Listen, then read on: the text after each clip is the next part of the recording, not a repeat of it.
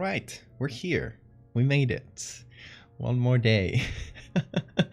I'm sorry for the very late start to the stream, y'all. My sleep disorder has just been straight up evil tonight. But we made it. We made it, and that's what's important. Yeah, for some reason, my brain decided it didn't want to sleep for, like, I don't know, I spent like 8 hours in bed trying. Didn't work. Finally gave up, decided to go do stuff, and immediately fell asleep on my chair, which was really fun. So I slept for like 3 to 4 hours before this, and then got up and started getting ready for the stream. I had to take a shower and stuff before, so it took a bit. But yeah, thank you all for being patient. We made it. But yeah, hey there, Outpost, Typhon, Sora, Pyro, Johnny, hey Super, hey Naughty, glad you made it. ACS, hello. Are you all ready to perceive? Hey Cryptid.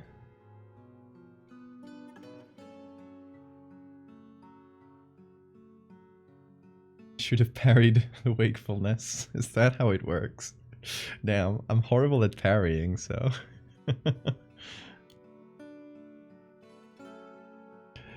Thank you for the follows, Gateplant and Willow. I really appreciate it.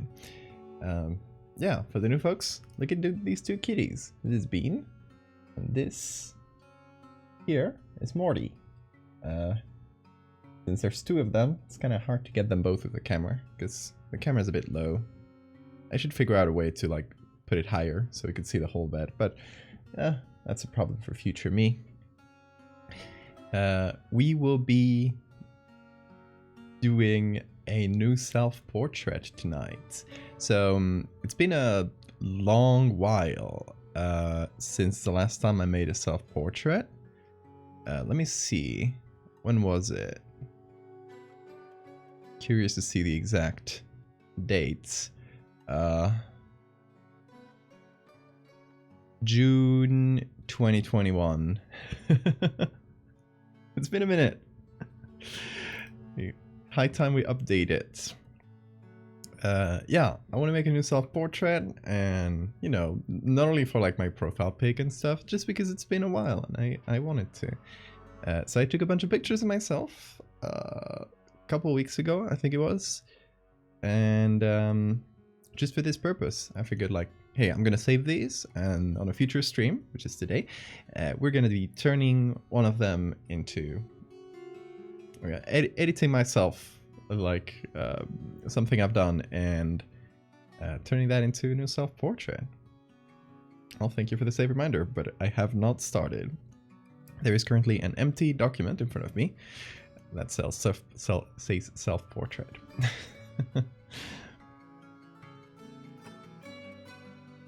Hello, Cupper. Glad to see y'all here, despite how late I am. But yeah, let's see y'all. Let me show you stuff. Let me move my OBS. Just a sec. There we go. All right, here's my beautiful empty document, and here are some of the images I took, some of the pictures I took that I wanted to use as a base for the self-portrait.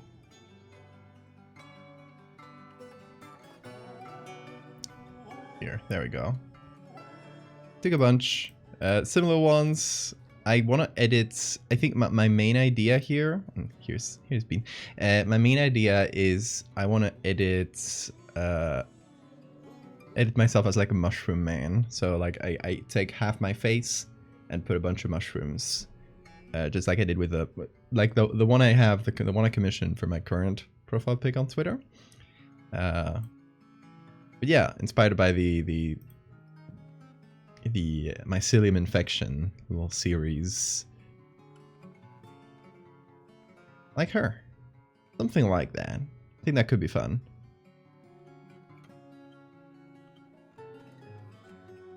Also, this idea initially, it was meant to be done at the start of October to have like a Halloween profile pic. But hey, it's still before Halloween, so I think it still applies. But yeah, I don't want it to be like a specifically Halloween thing. I want it to be, you know, I'm gonna change it by before Halloween, but I'll keep it after. Like it's gonna be a new permanent thing if I like it. I mean, you working in a mask, Copper? Hell yeah. Hey, Mactel.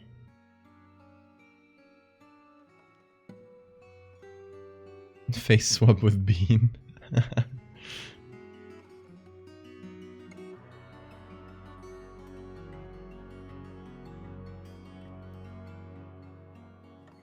Start of October, end of October. What's the difference exactly?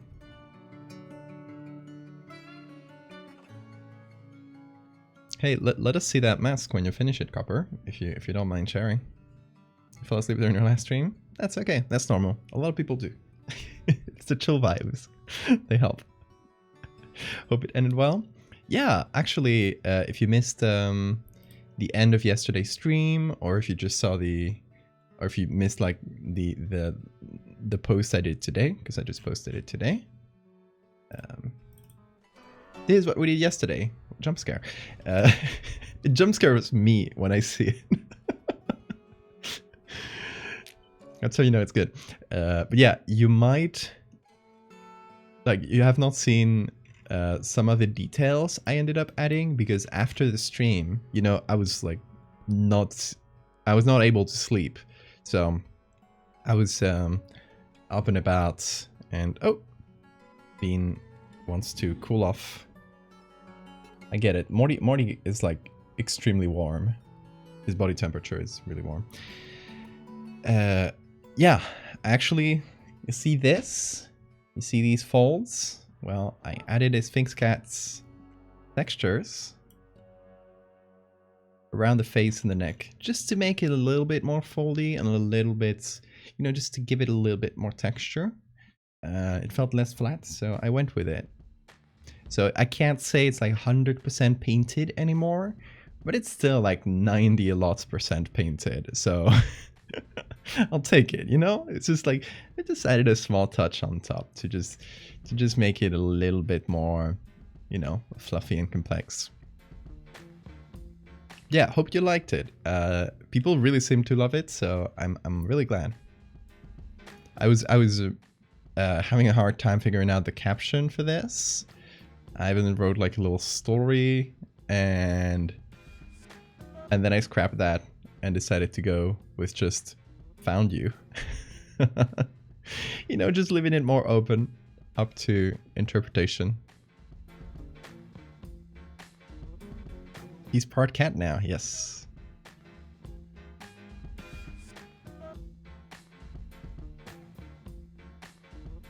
Actually, this was not intentional, but someone mentioned, someone asked if this was a sequel to this, and you know what?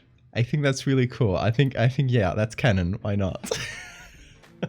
Dude, that was not my intention going out, like setting out, but like just like the shape of this is pretty close already. And the fact that the jump scare in this image is like just two big round eyes looking at you. It's like, oh, it's the same guy. It's getting closer. So yeah, I guess it's canon. Now they're the same entity. You guys, hey, I told you, I posted it with no lore, but you guys can make up your own lore.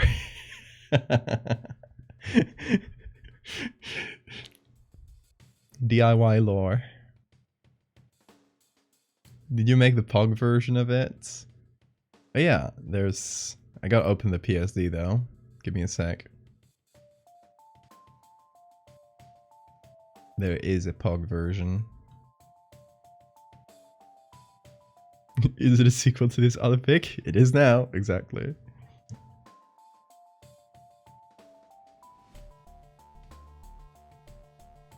Oh, this one it's taking a while to read. Is it that big? Oh, it's like right before PSB, so it makes sense. Where's the pogging mouth? Okay, I gotta remove the smart filters here. Here's a pogging version. It's subtle, but it just gives it a little ooh face. There's also the little smile. Anyway. Let me close that.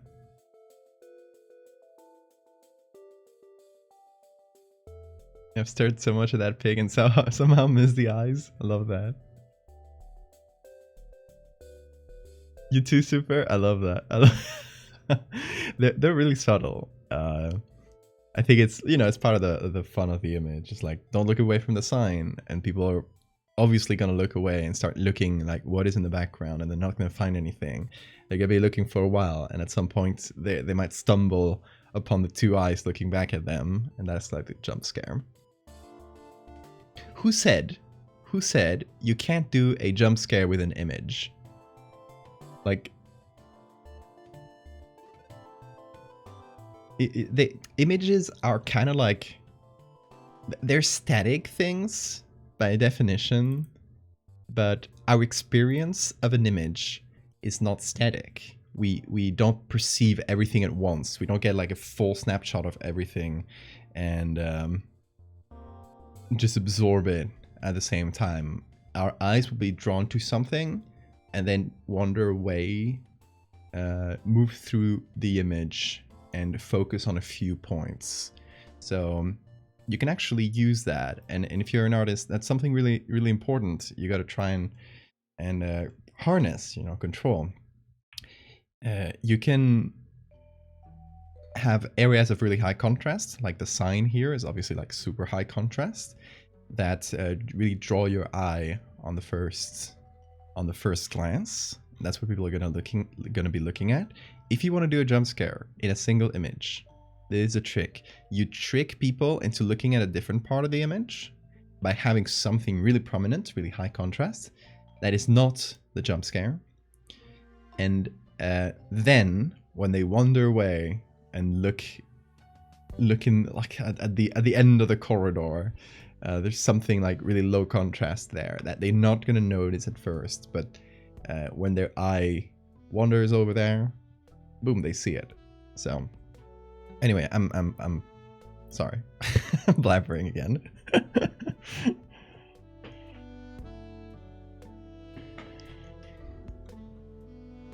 I was busy being a good citizen and staring at the sign. Good.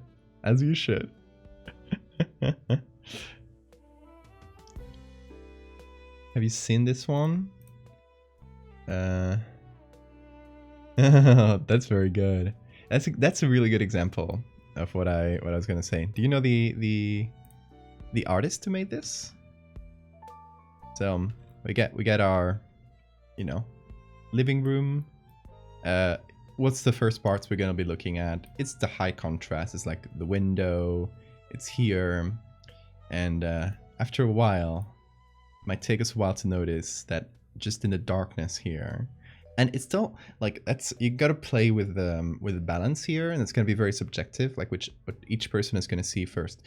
But if you make something super low contrast, you got a really high chance that a lot of people are just not gonna see it. Their eyes are not gonna go there. So you gotta up the contrast a little bit. You're gonna make it prominent, but not prominent enough to be the first thing you look at. So under the cushion, right here. Good stuff.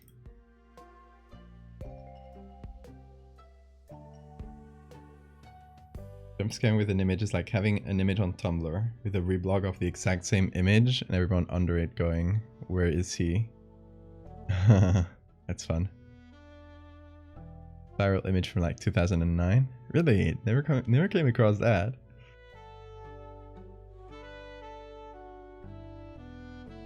Just a case of pareidolia? Oh, it very much isn't. That's like, it's like a Photoshop. Like someone drew this. I don't think it's pareidolia. It's very well defined. Like there has to be an object here because there's something like catching lights. And it's not in the original picture because, first of all, you can see, I can kind of see a cutting edge here.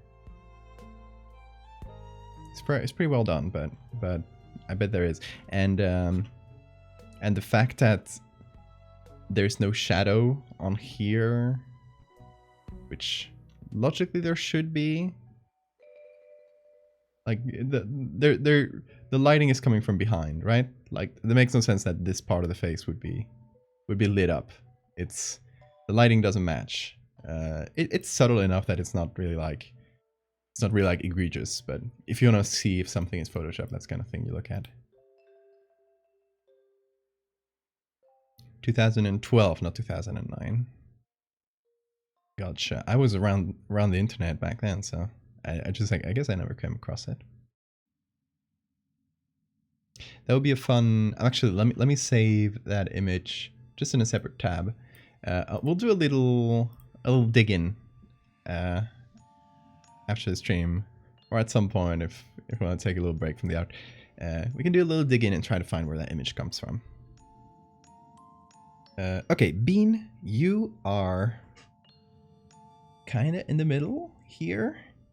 See, my tablet is back here because I put it under this thing when I'm not using it. But Bean is kind of in the middle. So we're gonna have to do the butt maneuver. This is really, really important, really difficult.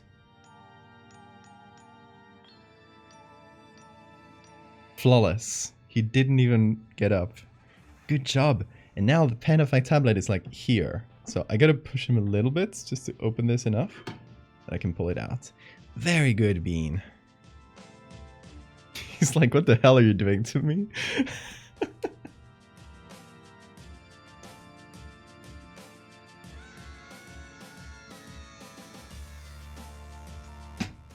Okay. Back to Bold Boy. Check out these ears. Alright, so back to today's thing. Here's our inspo, and here are our pictures. This is not all of the pictures I took, just like some of them I quickly edited to have as a base. I like this one. This one's nice too. It has a bit more, you know, the face angle is a bit better. So yeah, I'm going for either of these. I took it like right back there. I used the same lights I used for streaming. I just like turned them around to get like lights with a little bit of blue tone from the side. I don't know. Took a while of messing around with them, but I figured something out.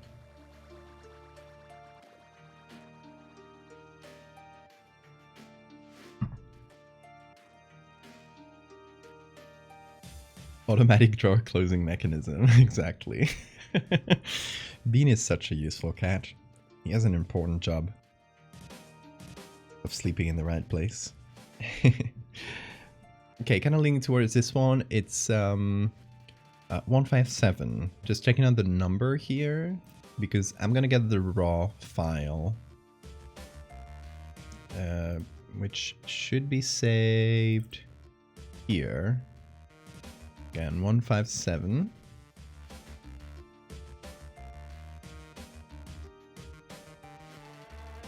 This one. Okay. So when I pull that into Photoshop, it's going to open Camera Raw, which is the same as Lightroom. This is the raw file. It looks much darker. That is because I tend to like underexposing. If I'm going to edit an image, if I just want an image that looks pretty, I'll try to expose it like normally, like just get a normal range of exposure. If I'm getting an image to edit it, I try to underexpose, so everything will look a little bit dark, kind of grayish. But this is much better to edit later because the difference between a raw file and a JPEG, this would be the JPEG of the same image. You know, the JPEG, there's this pixel information. That's all you get. If you wanna like brighten this part of the hair, for example, you don't get a lot of range because it's already like pretty dark, or the background and stuff. But in the raw file, you actually got a lot more information than your eyes can see, because the camera sensor like picks up a lot more, a bigger range of information than what a static JPEG can do. So if you want to up the exposure and want to get more details out of this, obviously you're getting into noise territory there, but you can get a lot more detail out of things. Anyway, that's why I like to underexpose things a little bit. So let's try and just get a quick base edit here. I don't like staring at my face for too long, but I'll try and power through it. I was gonna name this stream, I wanted to name them all after phobias and stuff, and I tried to find like a phobia that would match here, but it's such like an unknown name like that. I don't think it would be really good for the stream's title. It's Eisoptrophobia. No, Eisoptrophobia. It's like fear of your own reflection, which I thought was appropriate for like a self-portrait, but a very niche name. Eisoptrophobia. I think you write it like that. Yeah, I just noted it down in the notebook here. If I noted it down right. I look so different, but it's a camera angle. I mean, I'm kind of doing the lifting the head a little bit, doing that thing, you know, where you change the I guess it's not as exaggerated in this one, but if you that's a good thing. If you want to take like headshots and stuff, it's a pretty good technique. You move your body at an angle, and you move your neck at the opposite angle. So you can be looking towards the front, but it makes the pose like way more dynamic than just this, you know? You have your body's facing one way, your neck is facing the other. I don't know. It makes for a bit of a more interesting pose. It's not that exaggerated here, but some of the others I took are a bit more like that.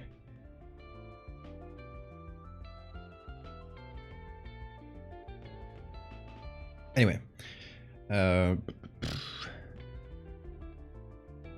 hey Bean, he's looking at me really intently. I'm gonna reduce the contrast a little bit, so just so I can get more detail out of the edge. As you can see, if I reduce the contrast, I can see the hair quite well. And as you can see, I took this like over the sound dampener things. It's not a good background. So one of the first things we're gonna do is just remove that background. We might just go with pitch black. We might put it elsewhere. I think we're just gonna go with a simple like black background. Or a color, I'm not sure.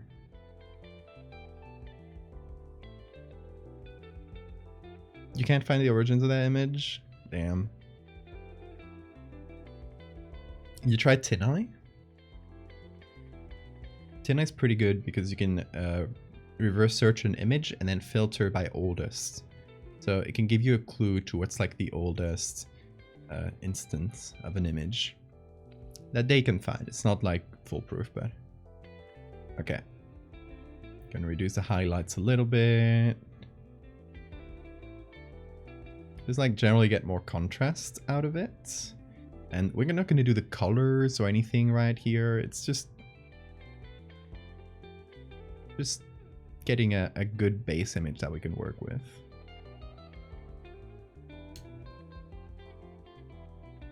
Even though your meme doesn't know. That's a mystery, good mystery to solve.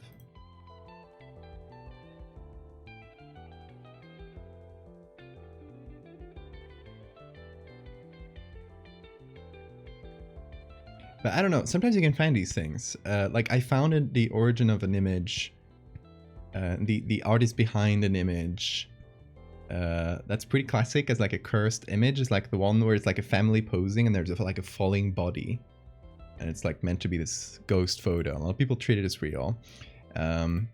If you dig through enough, though, you will find the original artist behind it, and I even emailed him. I was like, "Hey, that was cool what you did. Good job."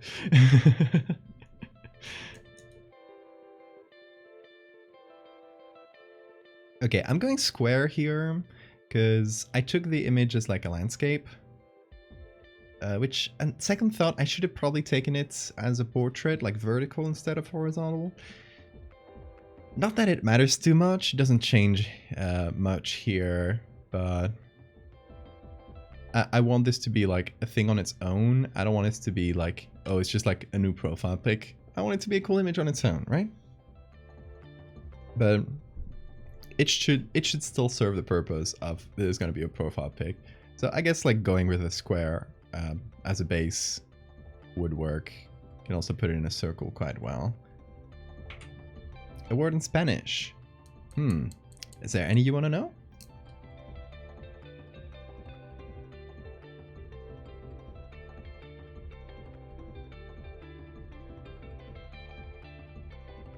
Polymantra photo is really good, yeah. You want to know the research? I might do a YouTube video about it, about like how I reversed like how I ended up finding the person who made it. I'm definitely not the only person that has found it, but it's not like a really widely known thing. It's okay. Let me show you. This is a tangent. I'm sorry if you don't enjoy tangents, but it's a fun one. Whoa! Why did this go to my Twitch thing? Hold on.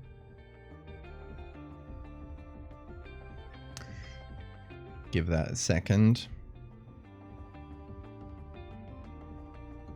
Oh, it's because I didn't set it up before the stream. Silly me.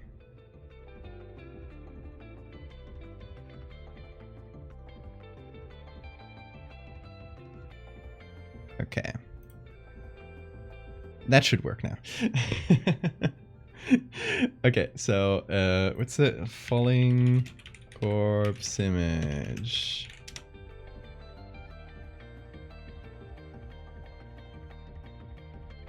No, come on.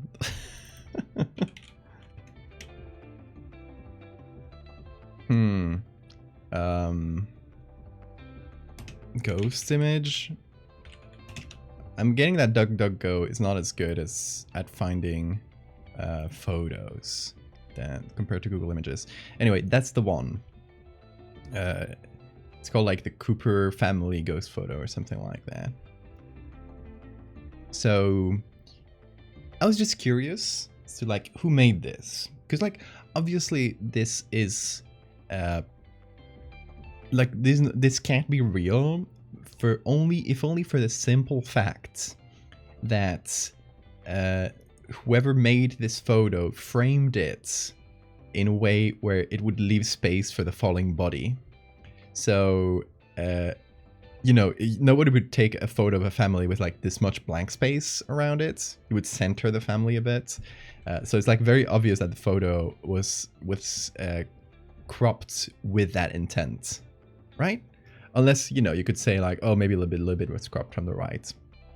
It's possible, but it's still pretty sus. Like it's pretty to me it shows a sort of you know, someone took that decision, that somebody framed it like that on purpose. So it shows like a creative mind behind it. It's not accidental.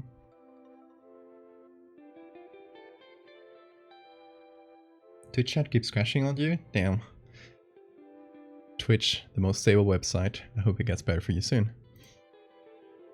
Okay, so I was just wondering, curious about how this was made, who made it. So I was just looking around and quickly found that the image, even though it was purported to be from like the 1930s or whenever, like I don't recall the exact dates like the stories as, but the first instant of the image on the internet was from like I don't know, like 2011 or something like that. It wasn't, it's pretty new online. Like you'd think it would appear before, but the images start appearing like at some point in the past. But even though like even I try to search for like the first instances of the image, but it's not conclusive. Like it doesn't show who might have done it. It's a repost of the image, right? It's not, you can't really find the original. So I kept digging and I find someone has written a book about this image and the story behind it. And I'm like, that's really strange. Like who has enough information about this really mysterious image to write a whole book about it? So I go digging around and I find some of the images on the book, and they try to do like a whole image analysis thing on the book to kind of prove it's real. But here's the thing. The images on that ebook are much higher quality, pixel-wise, than anything that's found online. So that instantly tells you the person who wrote that book is the same person who originally made this image, because they would have no access to the original, right? And they said in the book, they said, oh, we got in touch with the family and we got the negatives from this image, which they tried to prove by showing like a few images taken before and after, so like images without the ghosts. And if you overlay them on top of each other, you could see like, you know, it was like the images of the same family, the people were moving around. But if you overlay them on top of each other, you can clearly see that the moving around has been done in Photoshop. So like they've taken the face of one of them, they've turned it a little bit, they've taken the eyes and pointed them to the other side. You know, these like they've done little changes in Photoshop to make it look like they had images like from around the same moment, which tells you that they did not have a negative of the purported image, but they did have a version that was much higher quality. So this person who wrote this book can only be the author of the original image. So I searched for this guy, and I find that he's an artist that works in like the author of the book. He's also an artist that has done a bunch of photography work, and not Photoshop though, only photography. So I'm like, oh, that's interesting. Was this like staged in real life? Is this not a Photoshop edit? So I got really curious and I emailed the guy. I was like, hey, I'm an artist as well. I've caught on to your trick. Like I know, and I've researched and I know you've made it. So you don't have to play pretend with me. I'm like, we can be frank about this. And yeah, I just asked him like, how did you make it? And he was a little bit cagey about it. He didn't want to like tell me straight up what method he used. But he eventually told me, you know how this image was made? It's such a like a simple method, and it looks really good. So this person used a projector, projected the image on a wall backwards, like upside down, and then just posed in front of the image with his hands up, just shaking around, and took an image and took a picture. Then you just flip the image, you're good. That's it. That's how the image was made. Isn't that fantastic? Isn't that so cool? I love that. It's like the image was made in like the 90s, I think. It's pretty old. It just made it onto the internet much later. It was like probably on his website at some point. Somebody took it from the website and started posting it around. It might have been the artist himself, because he had eventually like wrote a book trying to capitalize on the viral success of the image. So he might have started, or he might have just like try to capitalize on it since he was the creator of the image. But the book didn't really seem to sell a lot, so I don't know how much he did capitalize, but it seemed to have been like a fun little thing for him. So the projected image, I'm not sure of the origin. He didn't straight up tell me, but it seems to be just a family image. that he had, like an old family image. It was originally a color image too. So the whole like black and white, like it's much later. It's like maybe from like the 70s or something. Might be wrong about that though. Anyway, yeah, isn't that fun? I like that. I might do a little video at some point, just post it on YouTube. It's just like the investigation, just like narrating through it, because I think it's cool. It's like a fun little story. Anyway, that's been the tangent.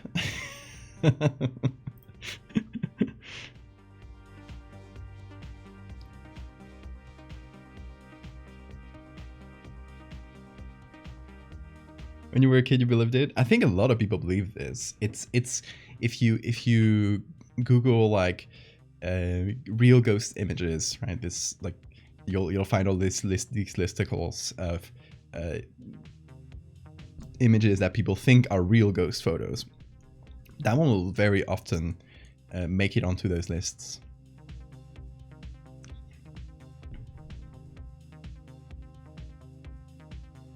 Hey Bean.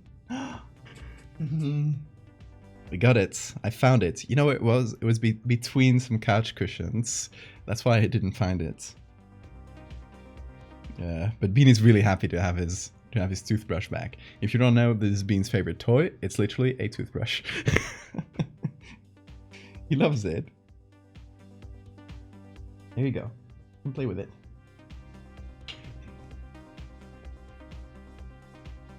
Okay, we can start by blurring out the background. I might do a select subject here, because it'll probably do a fairly good job. The background is simple, but it's probably not gonna... like, it's probably gonna cut off a lot of hair, I bet.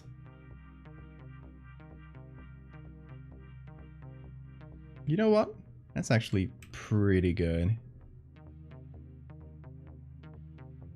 Like, it cut off some of the flying hairs, which is not a bad thing. I would have cut them off myself.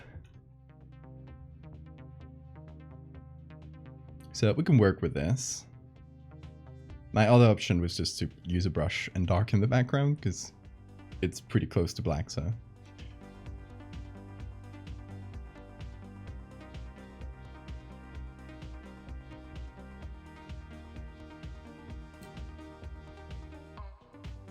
The Hangin Munchkin story? Which one is that?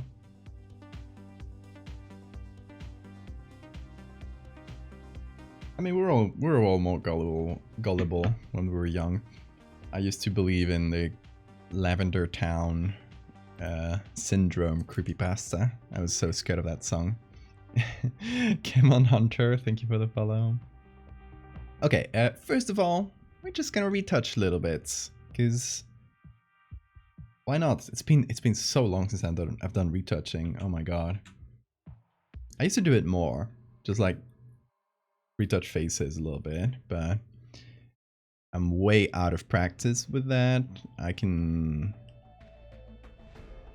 start with a spot heel to just get rid of some of the acne scars and stuff, and some of the loose hairs.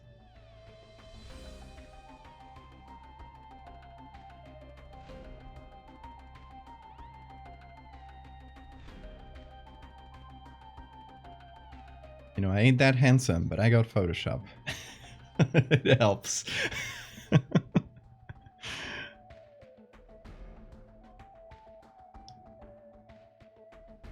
And one important thing to do when retouching is try not to get too close to the image, because then you're just like pixel peeping.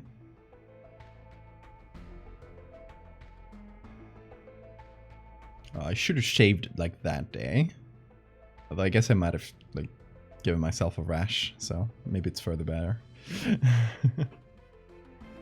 The Valdevia Riz, it's just Photoshop.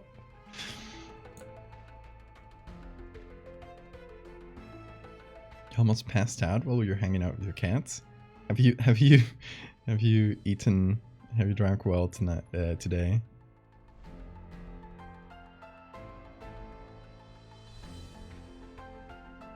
We were best about a Munchkin actor who took his life on set of Wizard of Oz apparently appeared in the background of the movie.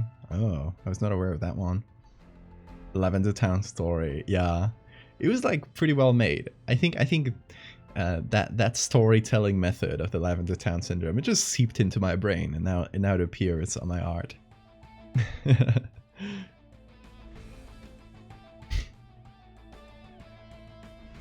Rose, you're just seeing the Photoshop. This face cam right here, it's all Photoshop. Lavender Town syndrome caught your interest so much as a kid, and so determined to find the original and the story talked about, and listen to it to see if it was real. I was the opposite. I hated. I was so scared of that song that I didn't want to listen to it. Hey Hammy, how was your birthday? Permanently locked into forever wanting a little snack here and there. That's a good mindset to have. You deserve a snack. Go get it. Oh yeah, just removing these hairs individually is going to be painful. I can probably use a healing brush for that.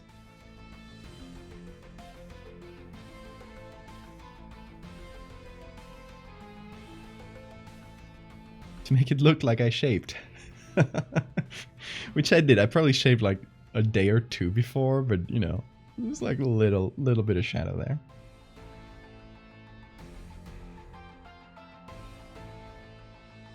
You believed in Slenderman? That was good. I loved the original Slenderman stories. Much more than what it later became. Like I think it's really good storytelling for those like first little found footage snippets that people made.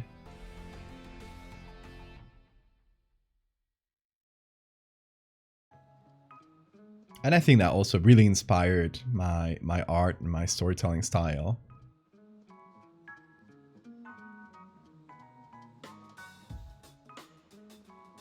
I don't know if you noticed.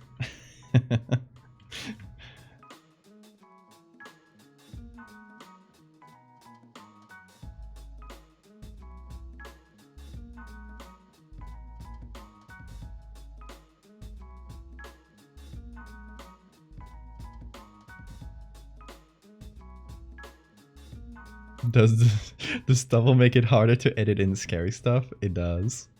You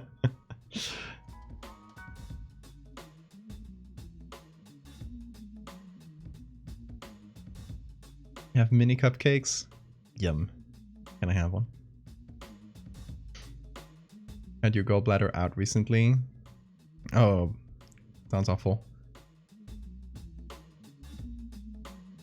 Comes with not being able to eat huge portions. Yeah, it makes sense. Favorite creepypasta remains the Russian sleep experiment. I like it, but the ending gets really silly. When the guys just, like, the guy just gets out and starts killing people and starts giving out a movie villain monologue. It's actually like, it's really funny. It loses all the scariness. Hey, Soup. I think I'm gonna shroom myself.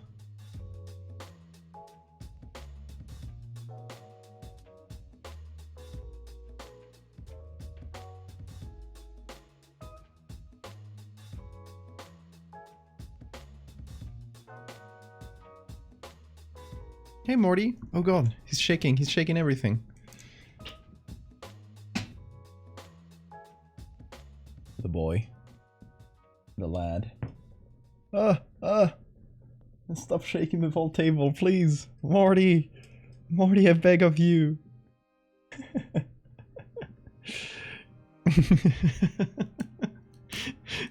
Also, thank you, Rata. I really appreciate that.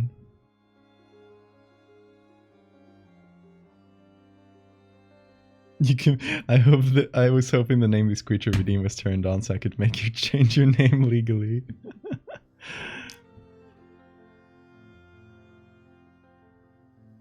It's my favorite creepypasta. It's gotta be Slenderman to me. Morty, no. Let the air stay still. Exactly.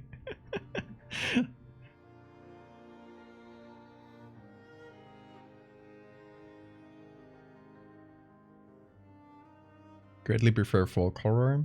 I mean, in a lot of ways, a lot of creepypasta stories are just kind of modern folk horror. Bean. What is he doing there?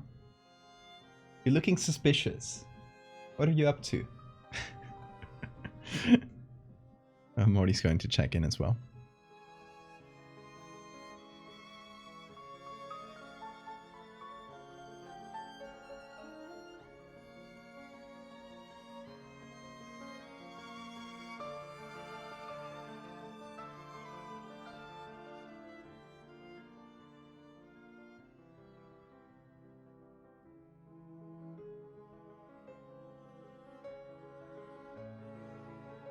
So yeah, I'm using Photoshop for stuff I could have done before taking the photo. That's how you know I'm lazy.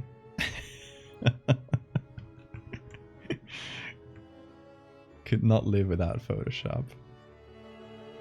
To be honest, I didn't notice at the time.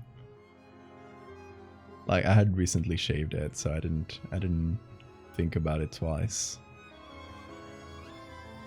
Might look a little patchy, but I'll go over it.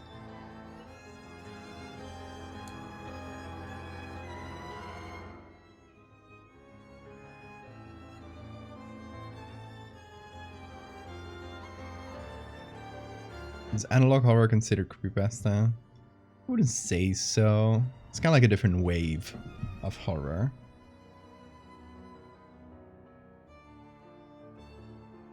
I'd say creepypasta is limited to that era of, you know, like 2000, early 2010s, image boards, anonymous stories that were shared around, and as the name says, copy pasted. You know, it's not really a good thing to me because it's it just removes a lot of credit from the authors. So whoa, Morty, stop shaking everything. Ah, earthquake. Everyone, hold on. He loves doing that. Every time he goes to the little bed, he'll just shake it a bunch. Furious beans. Oh, they're fighting. Don't fight, guys. Morty, stop. Ah. I have to like actually hold the table because otherwise it shakes a bunch. Hey, Bean. What you up to? Those aren't wrinkles, they're fault lines.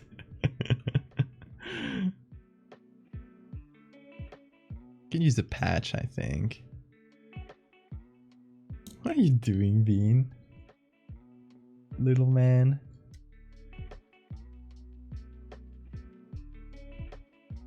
He's tenderizing the ground.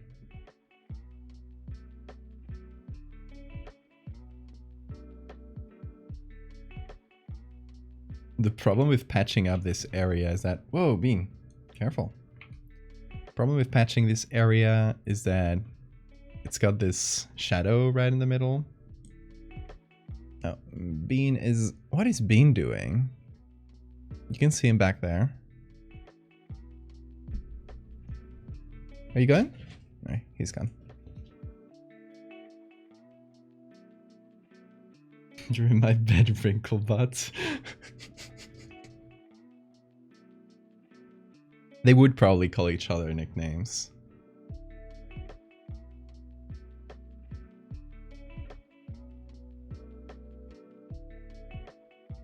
My favorite memory of creepypastas is when my friend and I were reading stories from just some app from Google Play. One of the stories was very explicit NSFW Slenderman fanfic. You were 12, oh no!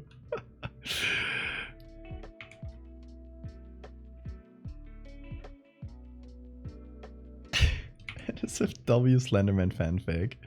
Something I recently learned about is that I was not aware of this at the time. I guess it was like a very deviant art thing. There was like a whole kind of fandom based around Slenderman and like other creepypasta characters. I was like vaguely aware of like Slenderman House or the Slenderman Mansion being a thing, but I never knew it was such a big thing that where people made up like characters, like killers, and they made them live with Slenderman in the mansion. It's really strange. We don't talk about that anymore. Well, I just did.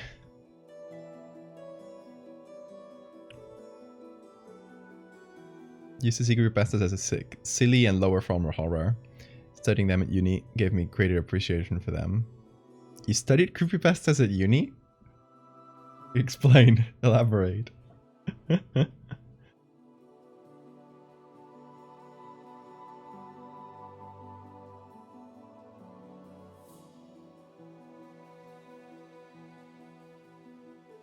You're very lucky you've noticed this late. I mean, I was kind of just vaguely aware at the time.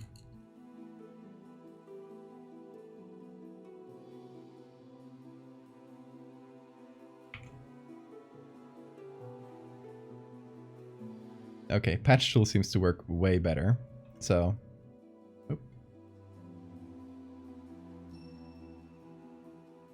I have this thing where there's like buttons on the side of my mouse, and I've set a few of them while I'm on Photoshop. I've set a few of them to like Photoshop functions. So for example, if I click the middle mouse, it'll make a new layer. There's little things like that. It's set to Ctrl-Alt-Q, which creates a new layer. But there's one of them that does Ctrl-Z, and this one here, and sometimes I'll like move my hand into my mouse and accidentally Ctrl-Z, so I have to remove that.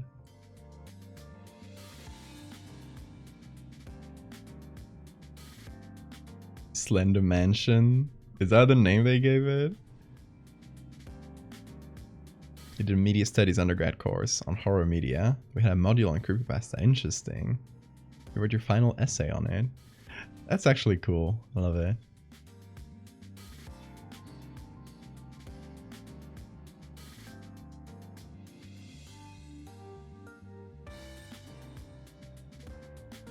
It's not something I ever thought about as like being taught in uni, but I guess like for media studies it does make sense. Like a whole like wave of horror, so.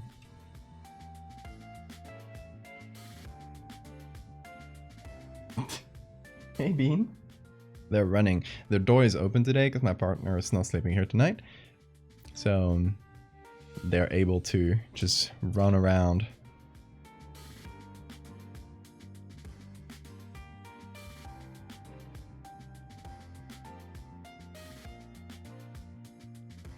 Lecturer was super into it.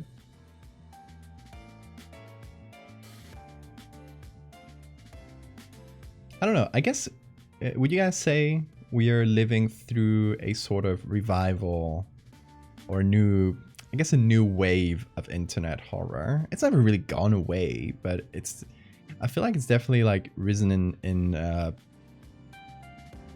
prominence in the last few years, which is cool.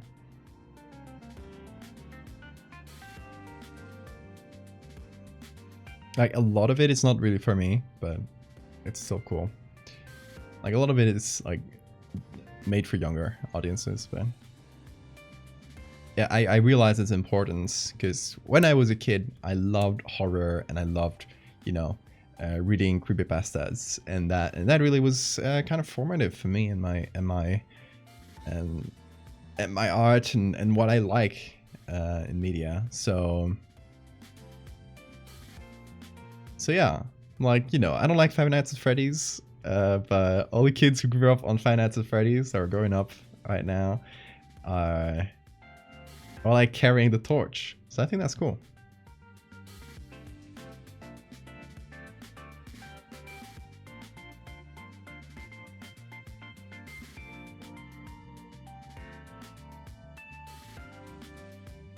One of the core points of the course was that horror media is often degraded and viewed as lesser, so we're encouraged to never disregard a new form of storytelling just because it seems silly or lesser. Yeah, that's a really good mindset to have. I like that.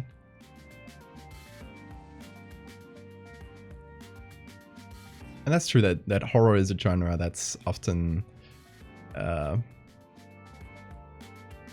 often just seen that way, seen like a lesser, like not worth consideration.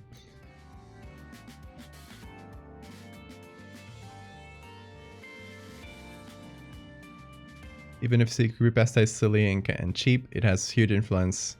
Therefore, it's worth taking seriously at an academic level. Yeah. You guys like A24 films? Depends. Pretty wide range there.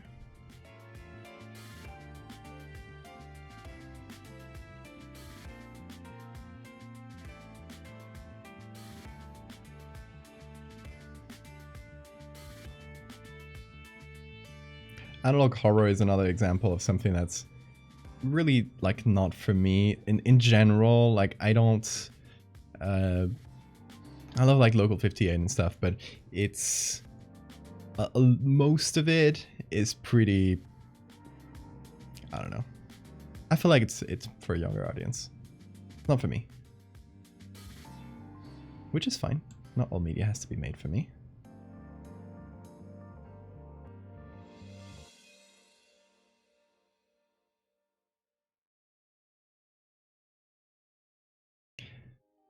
Anyway, should we shroom this guy? It's like I could get rid of some floaty hairs, but actually, yeah, this one here. Although I'll probably shroom over that, so no sense in retouching something we're not gonna see in the final image.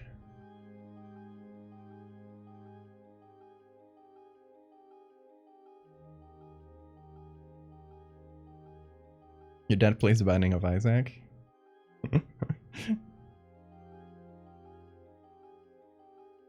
You like the shape of my eyes? Oh, thank you. I never really thought about the shape of my eyes. Okay, so I'm thinking. Okay, let me pull up the Shroom Lady, because that's gonna be our like main inspiration, and we can probably pull out some shrooms from there. To be honest, like reduce, reuse, recycle, right? Okay, where are you, Shroom Lady? Here you are. Yeah.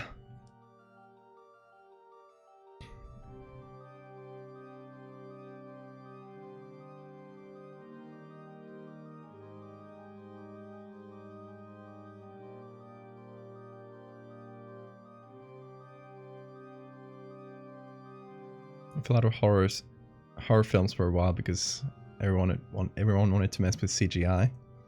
A lot of things like Alien. Oh yeah, practical effects are so good for horror. You know, something about practical effects is that, you know, they're usually puppets or like suits, makeup, that sort of thing. Has by itself, like in real life, has an uncanny feeling to it that you can mask. Like, you know, if you're a puppeteer, you know, you make your puppet a kind of cute little thing, and that like it doesn't go into the uncanny valley. But if you try to lean into that, I think like puppeteering and the sort of like the movements and the textures of practical effects, like they really enhance the uncanniness of something. So they work so well for horror. They're like a perfect match. So yeah, if I ever trick a movie studio into making a a Megalomorpha series, which would be an ideal. The ideal adaptation of Megalomorpha would be a miniseries where each episode is a story. But I digress. If I ever did, I would insist on a practical effects Tio Alfredo puppet. Like that, I would not make it without that. That would be my one condition. I'm like getting paid and stuff, but that's also important. But I would not budge from that.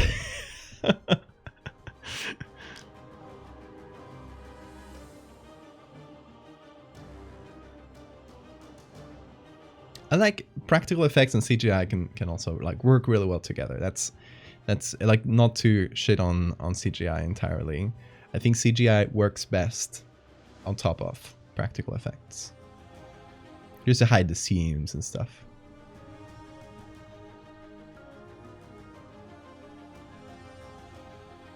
Hey, Bean and Morty. Have you ever thought of doing commissions to turn people's portraits into creatures and such?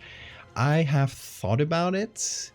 The problem is like there's no filter to it. Like for example, with pet pictures, it's a bit easier because people will just send me their silly pet pictures. I can do something sillier with them. But for portraits, it's like, do you have like a good headshot from a photographer? Then I have to ask, like, it's a photographer's copyright. If it's something you took yourself, it's most likely going to be a selfie, and editing creepy things into selfies. It's not really. It would just get really hard because of like the base picture. If that makes sense. But I have thought about it.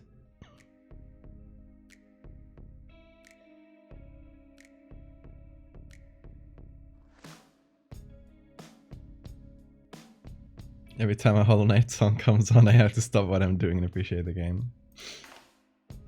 Hell yeah, you should. Okay, so here we have our shroom. Oh, it's been so long since I saw the original photo of the lady that I kind of just forgot. I just forgot what her face looked like. Okay, so here we have Fun Guy. And here's all of them.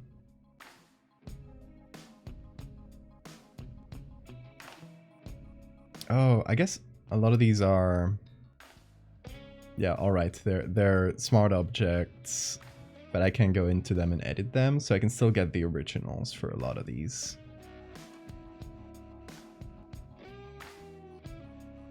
But in any case, I think that the ideal thing for this would just be finding a good like single clump of mushrooms that are all the same species and stuff, and that are seen from the side.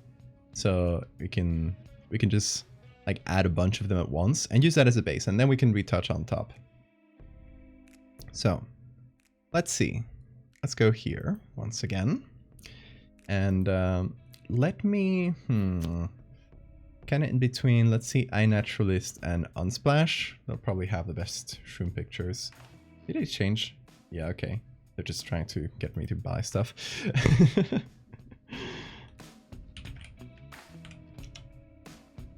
Let's see, mushrooms, plural.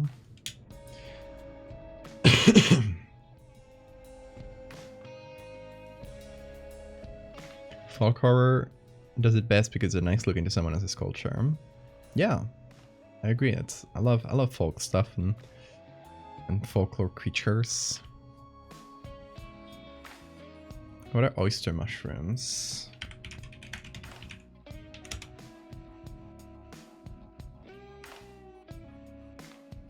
Oh yeah, those little round ones. Morty, no! He's doing it! Ah! Earthquake! He's actually, like, he moves my second screen, he wobbles it so much that it makes noise.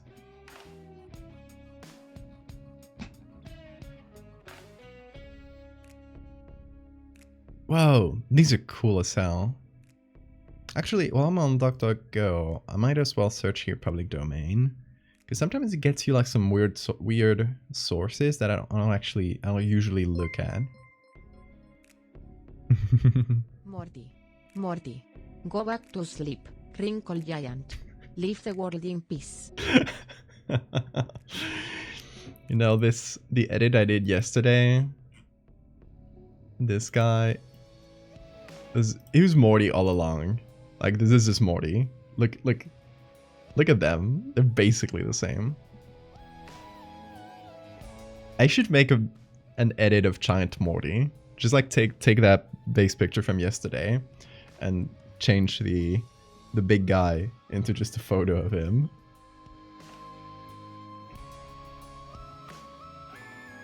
Little kaiju. Earthquake boy.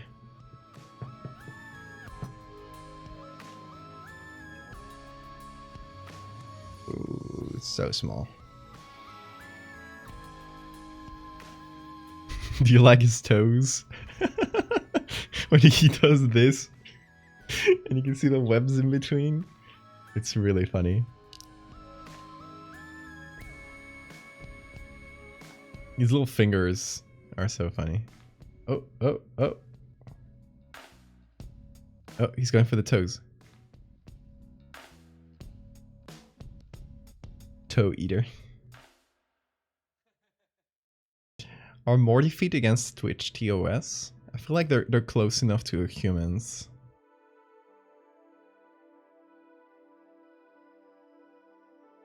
These one are really cool. I love the texture like underneath the mushroom here. I know that this has a name, like this part of the mushroom, but I can't think of it now. This one's cool. This one's nice. I think those are oyster mushrooms. We have used these in the past for a commission, I think.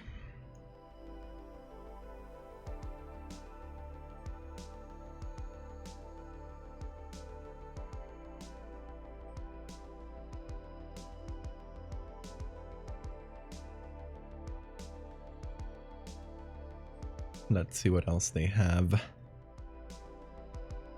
This one's cool here.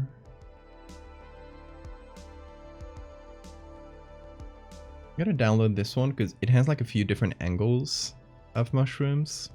Like one seen kind of from above, which can work well for the top of the head.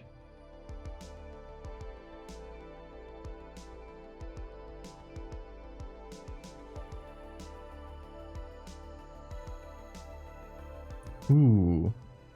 Oh, these are beautiful.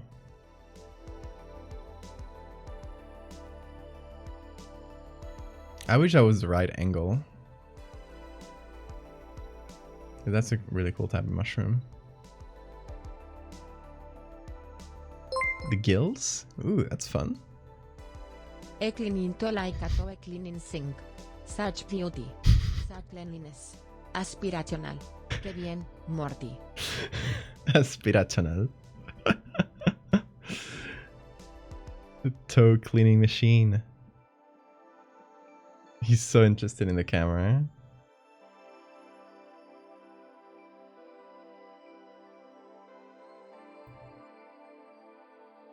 Lion's mane mushrooms? What were those? Let me search that.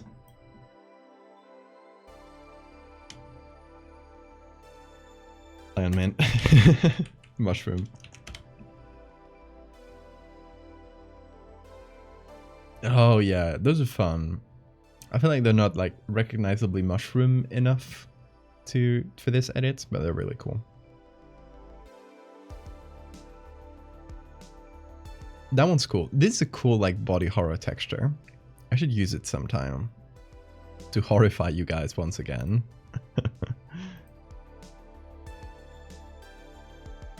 Sometimes I do bits messages just to see what the world would sound like in an accent. I love that. Keep doing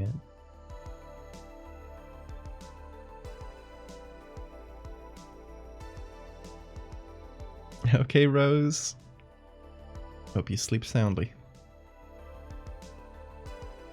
Oh, that's cool. Cool texture.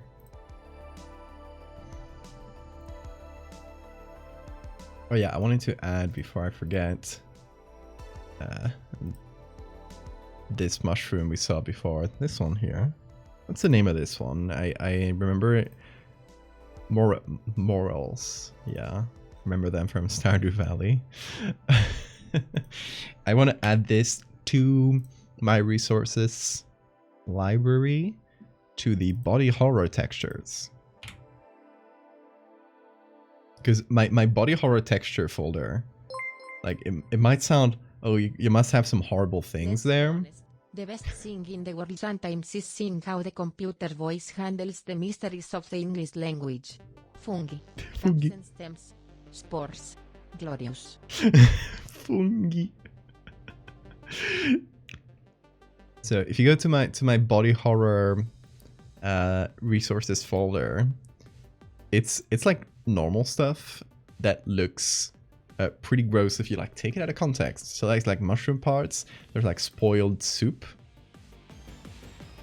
there's turkeys. I'm sorry for them, but like honestly, look at those textures. More spoiled soup, these weird I think they're little clams eating an algae. And get out of here, face. These are like molten metal that did this kind of blistering thing, so it can work for blisters. And then I actually have some gross stuff, but it's in different folders. I do have some pretty gnarly ones.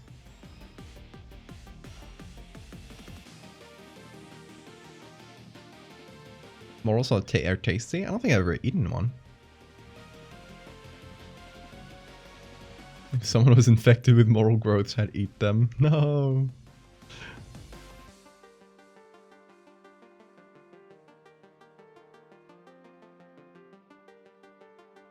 No, thanks, Sammy.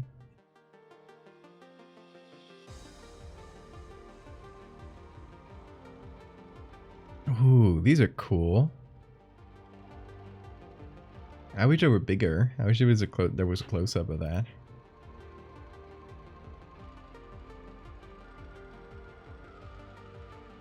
Oh. That's a weird thing.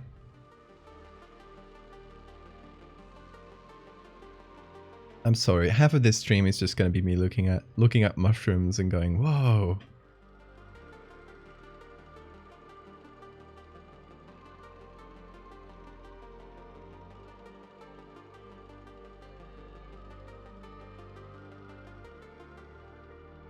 I mean, this is obviously filtered.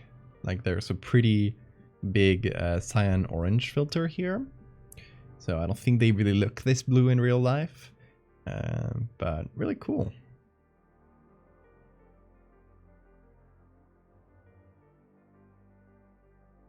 This is cool. I wish I had a, like, not such a close-up, something where I can see the whole cluster. It's kind of what I'm looking for here is sort of like this, something similar to this, but where we can see a whole cluster of shrooms, like growing out of a tree or something. There's the one I used for the skull. I really love that one. It's, I don't even remember where I got it from, because I made that back in 2020. It's been long enough. So for this one here, this is a single group of mushrooms. Like, I didn't combine, like, these are just two images combined. It's pretty simple, like, in terms of the edits, and I think it looks better for it.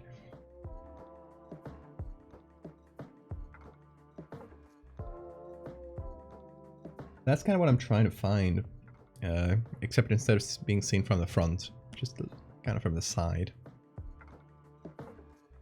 Let's see, there are plenty of pictures, so pretty high likelihood that we'll find something. Don't apologize for looking at mushrooms and going, whoa, it's part of human nature. That is true. This one's pretty cool. Kind of dark. So that's not the best, but could be used. I will download it.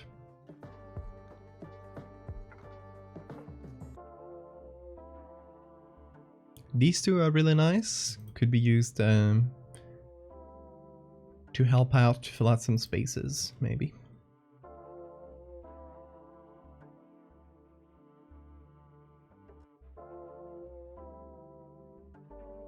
Oh, these are weird.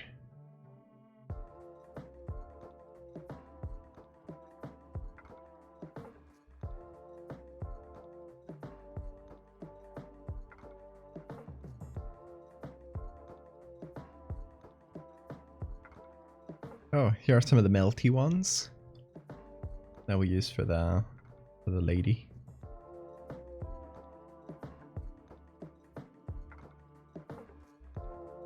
Hey Laos, good to see you. Good morning to you.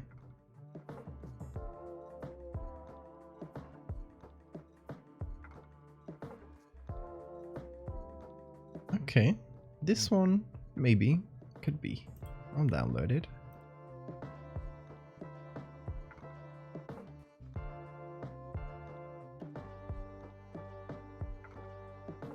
Once we start getting like unrelated results, there are a lot of mushroom pictures on here, by the way. But once we start getting unrelated ones, we'll hop over to iNaturalist and see what we find there. Oh, these are cute.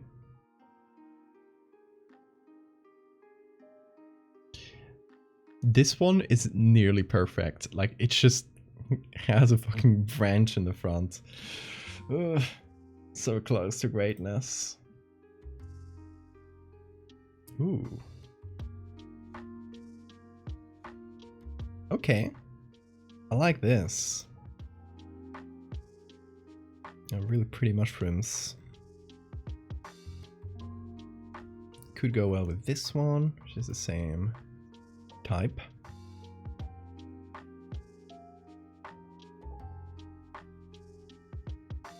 Alright, we're finding some good stuff here. Let me save this here. Yeah. These mushrooms are all free.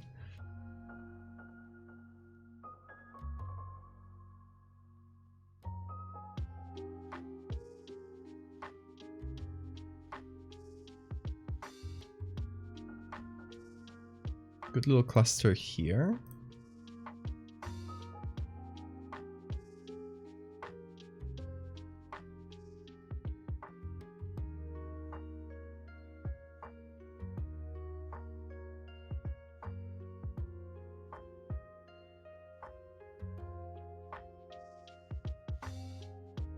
Okay, we're starting to get a lot of cooked mushrooms, picked mushrooms.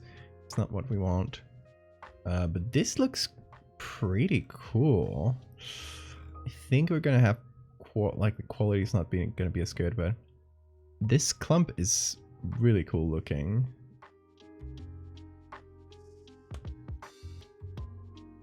If only we had a better close-up of it, but might be a good option.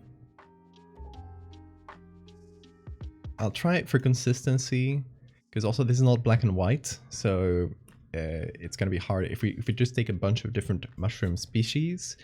It's gonna be hard to mash them together and make them look like a cohesive thing. So I'm gonna try and keep it to one species, or like at least like very similar mushrooms. So I'm not gonna use like this and this type, you know? So whatever I end up going for, I'll probably try to just stick to those, or the most similar ones I can find. Which, you know, limits our options a little bit for sure, but I think it's ultimately for the better, I hope. Okay, this is kind of cool. These ones here, it's kind of a rotten one in the middle. Just not ideal. But all the rest are quite nice. Maybe a little small though. That's another thing. They need to be pretty big, like in their own photo. They need to be pretty high quality in terms of pixels. Because it's going to be one of the main elements in the picture. Okay, this one's the same as the one in the tree. This one here. The same type, different color, but it could work next to this one. It's not the most amazing angle, but... Oh, hello you. That one's pretty cool too.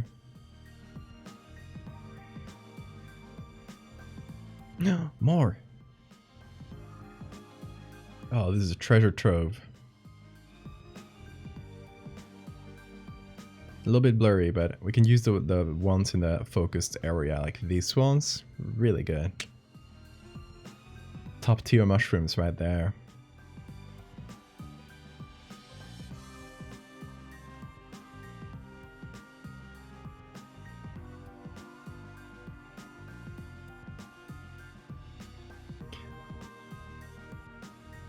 Whoa, cool cluster.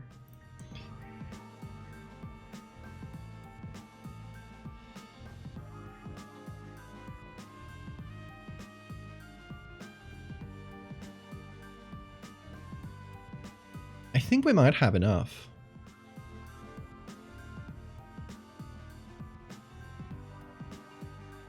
At least to try out a few things, see what works, see what doesn't. You are pretty cool as well.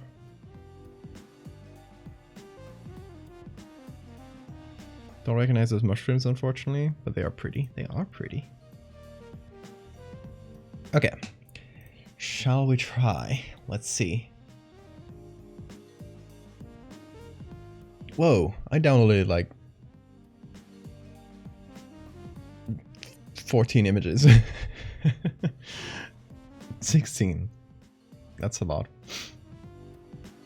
Okay, let's try and select the ones from the same type.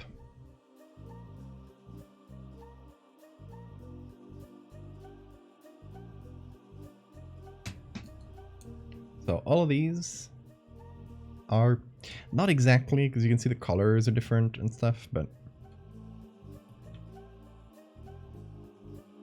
from similar species at least. I think this one might be my favorite.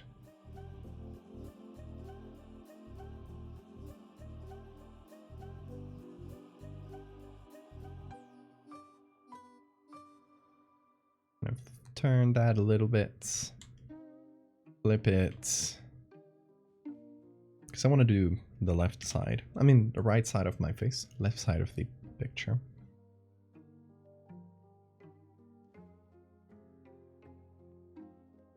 Also, just looking at my own picture. Yeah, I took it from far away enough that there's the focus is pretty consistent. Like the back part of my face is not like out of focus. So we won't be able to use like these ones here. I think we might be able to use like this, and maybe this. Hey Evelyn, how you doing? Okay, as usual, disclaimer that the camera is about to go a little weird. Don't worry. Because I'm about to use this tool. Let's see. Hey, it didn't even go that weird this time.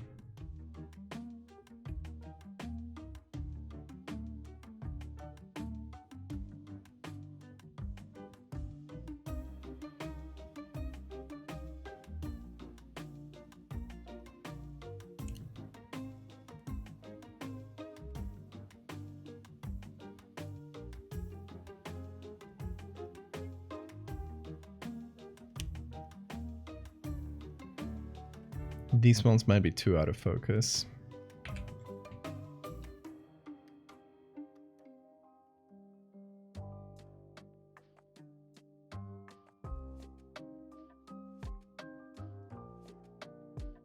Oh yeah, but that looks cool. I'm thinking like this around the eye. This kind of opens up.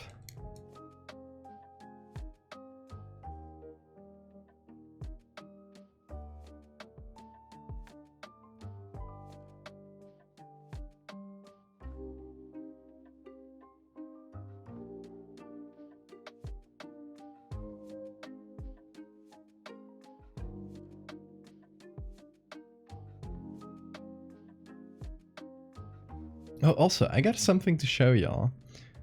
Okay, so remember 2 days ago, the really gross edits that I made that I didn't post yet? I was actually thinking like how to post it, because Okay, let me show you. With a warning for those who don't want to see this. Trypophobia warning coming up. So maybe scroll down for a bit until I stop talking about this. So, Eber, thank you so much for the follow. Okay, so the other day, I wanted to make something really gross, like medical horror, trypophobia inducing, and I made this. This is a toad parasite that,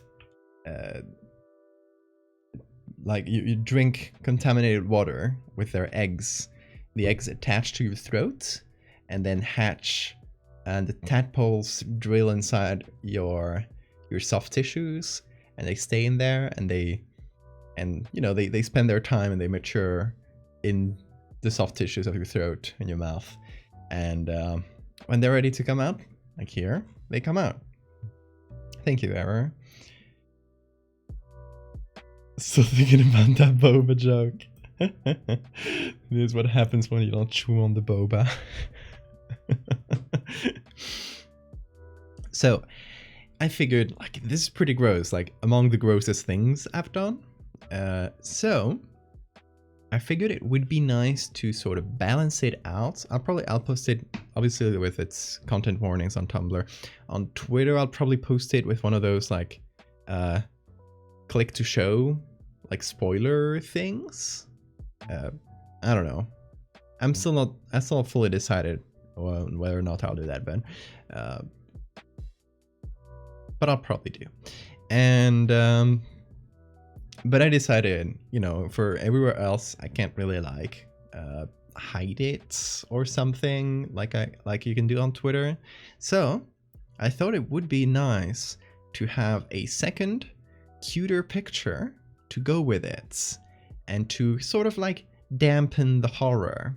So I figured, what if I make a photo of just little froggies that come out?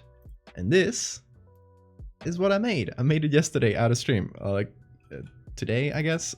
My day's been really confusing, but I just made the frogs that you spit out.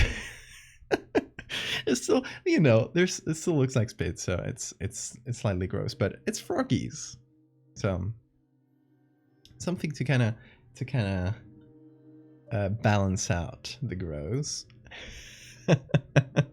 I don't know, what do y'all think? No spit was used in the making of this image. I just used the texture from, what was it?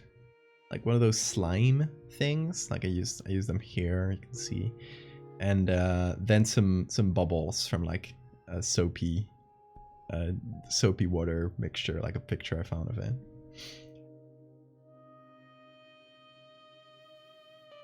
And the frogs are from the same family as the one they're not Pipa Pipa, which is the frog I'm basing this on, that puts their eggs on their back.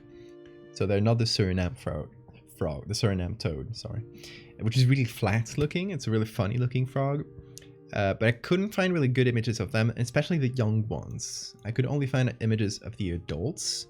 So I started looking into like the same, like not the genus, but the family.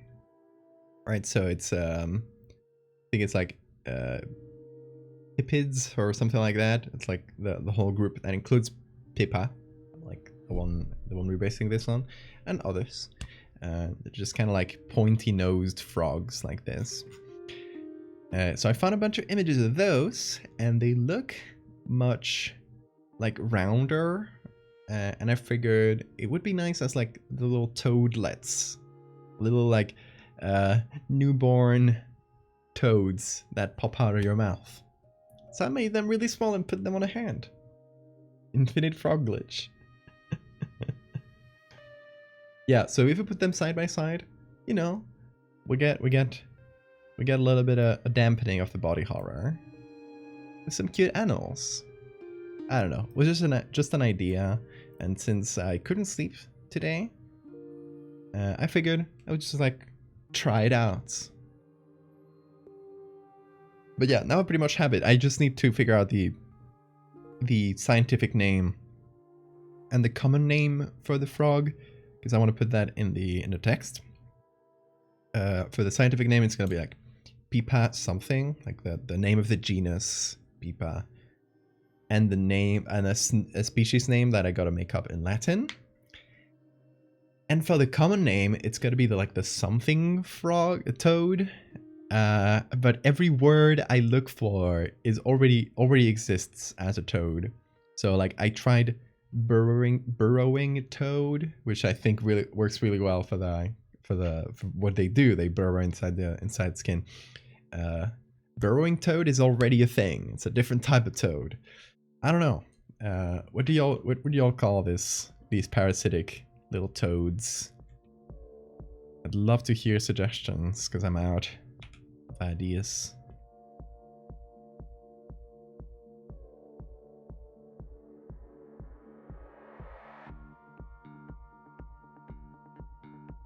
Tongue toad.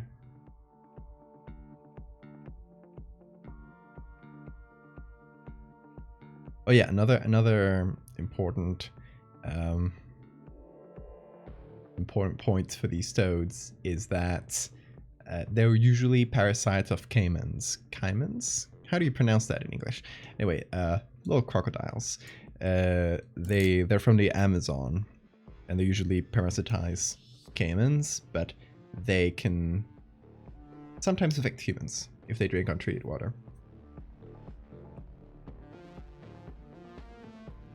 Parasitic toad is like a bit general. I thought of like doing something with parasite, but it's a little bit like generic.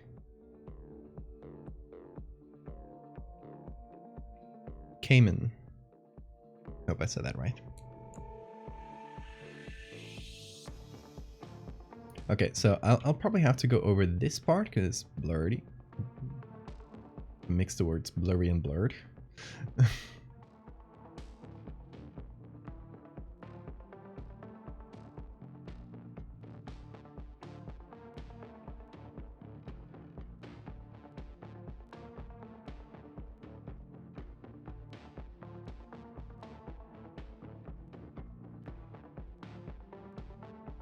Okay, I'm gonna use this tool again. It'll help me out with this edge. Pretty good.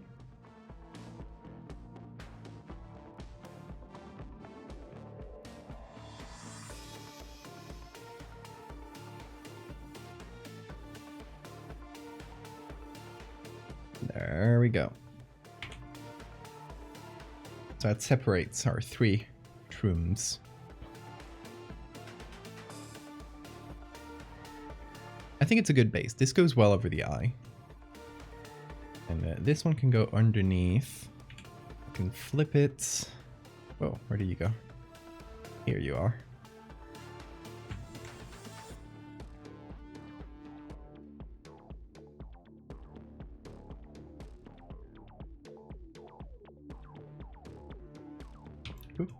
And you... I think I'll make it smaller.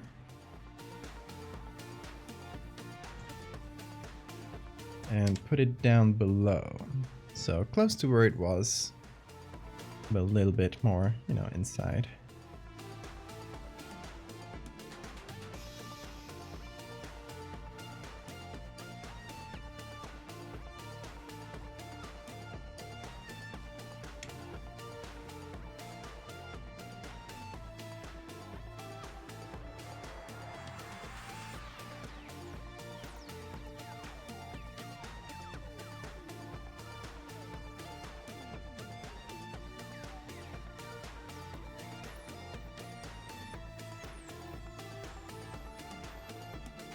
I'm gonna cut that a little bit so we can see the nose. I don't want to cover my entire face, after all.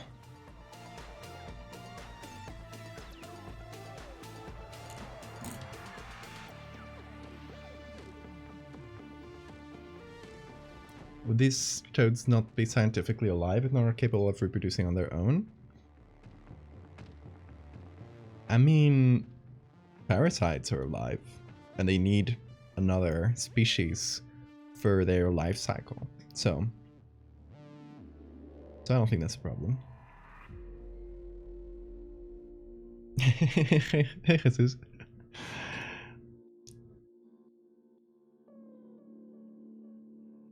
There seems to be a little face on my fungi, I would say.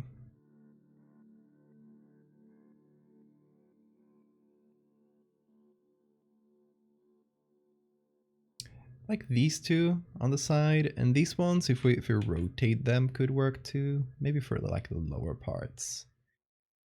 But these two are pretty well lit. Like in focus. If they're not too tiny to use at this size, I think it'll be fine. I think it'll be fine.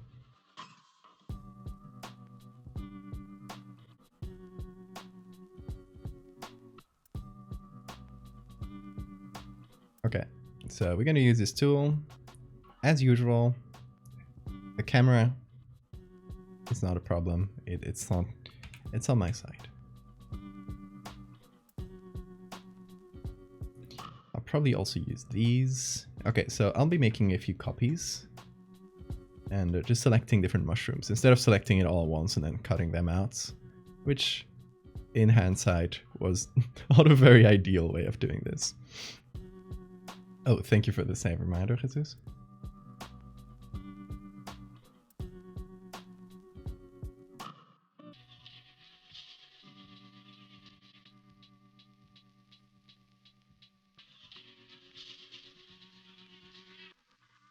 Would you be mad if I told you that I never played The Last of Us? A lot of people seem to think that the mushroom things were inspired on that. I have never played that game. I only know that they're like some kind of mushroom zombies. The designs are cool, but I never had a PlayStation. I mean, I had the PS2, that's it. Yeah, Morty's very sleepy. He's kind of scrunched up against the corner of the bed. It's cute.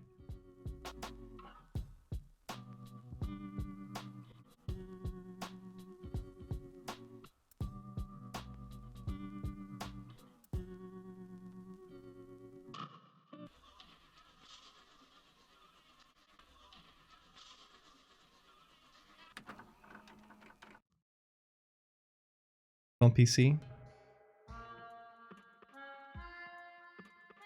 I might give it a go at some point. I don't like shooters. I'm jaded. I've played too many of them. If a game has guns, it instantly loses interest. Instantly lose interest in it. It's, I don't know, gun fatigue.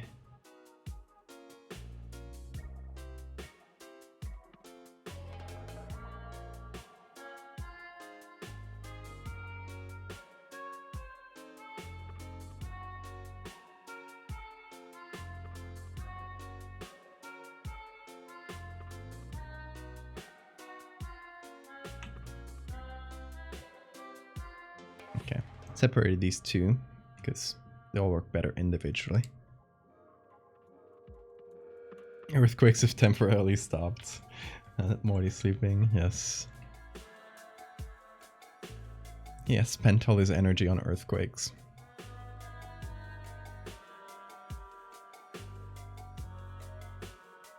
The show is pretty great. I've heard good things about the show. I might give that a look at some point. What I recently did watch is Over the Garden Wall for like the 8th time. I don't know. I watch it every fall, every autumn. Oh, googlies.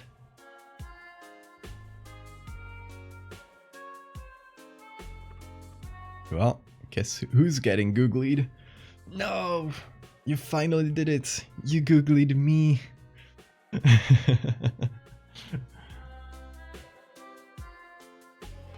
You've really done it now.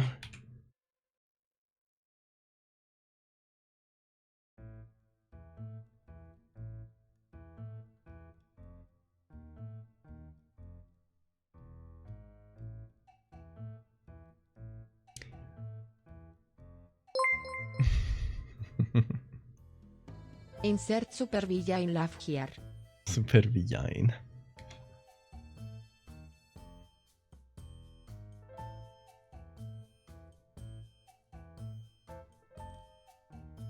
I think this looks cool.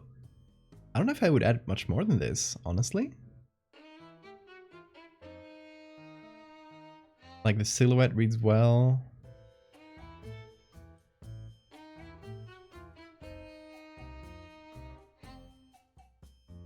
Because I could add more like popping out here.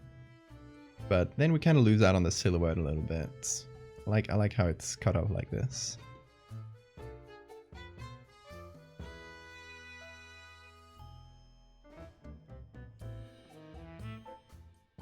Shin Godzilla again. Good choice. So excited for Godzilla -1. Yeah, me too. Looks like it's gonna be cool.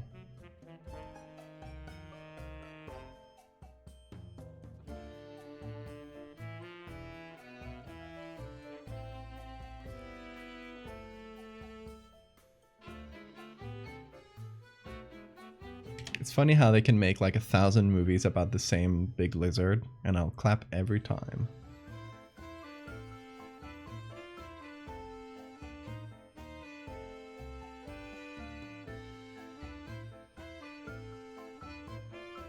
Okay, now I'm looking for maybe a few textures to cover up the blurry ones here.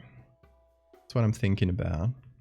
And I could take them from this picture so that, you know, that both types of mushrooms get a little bit closer to each other.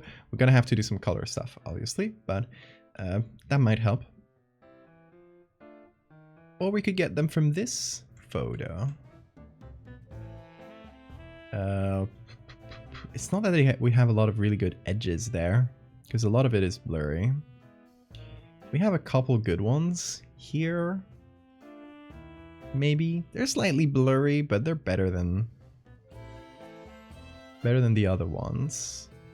Let's give this one a try.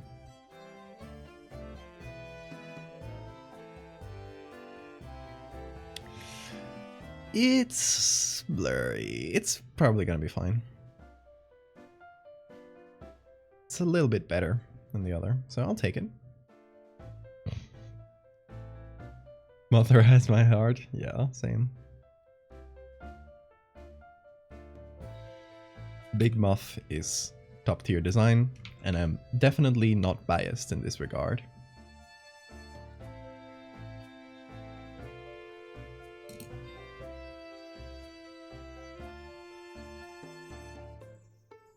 I didn't watch any of the other Shin movies because I'm not like Ultraman and Kamen Rider. It's not something I'm super like familiar with.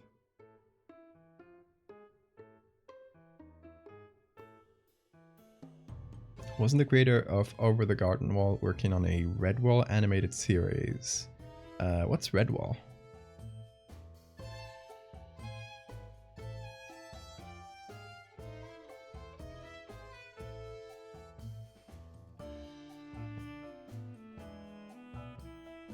Okay, so here I might just desaturate and then add my own color.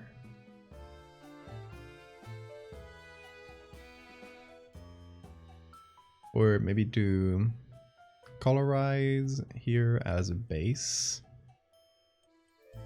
Get a bit of an orange tone.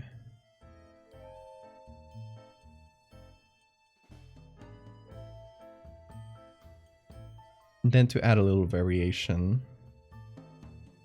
I think if we equalize the color like this, they actually start working really much better together. Because you can see that the patterns on them are fairly similar. It's not that bad.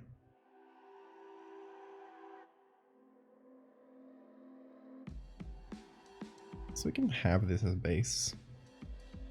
Book series about medieval mice. Oh, that sounds cute.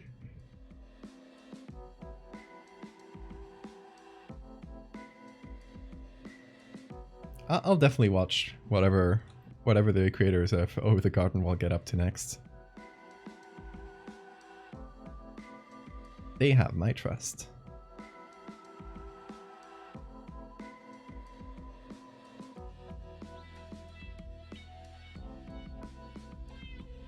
I don't know. Over the Garden Wall is like one of my favorite things ever.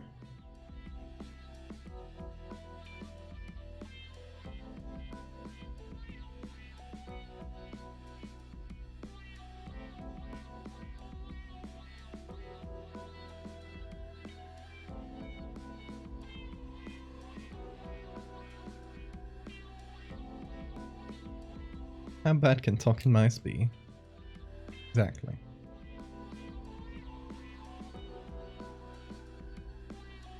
Okay, so we're gonna add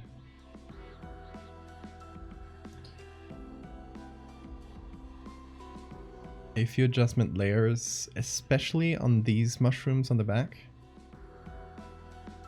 Actually, let me do the whole package.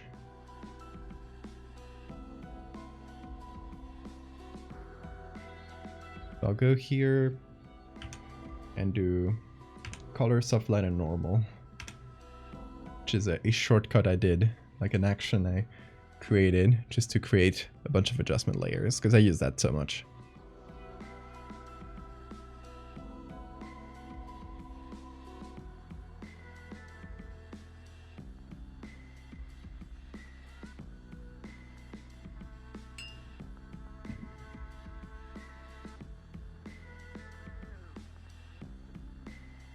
I might, I could do the color on top of everything, actually. Yeah, I'll do that. Okay, so now our layers are set up. I'm gonna start by adding some shadows in between all the shrooms.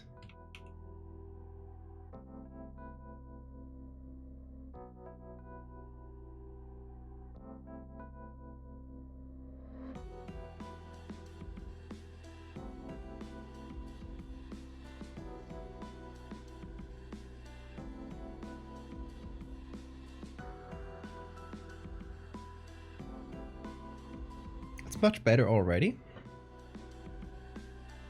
I don't actually know if we'll use the soft light layers. I'll keep them on for now. And then color.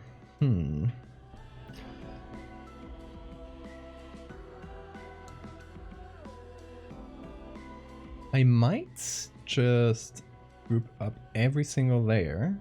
Every single mushroom layer, I mean. It looks funny when you with a single googly eye. It's like I lost this eye in the war. Now I have to wear this. King of Toadstool. Oh yeah.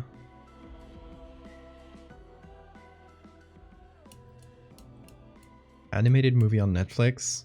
Oh no. Didn't they just fire like half their animation staff on Netflix or something like that? I hope they can still make it.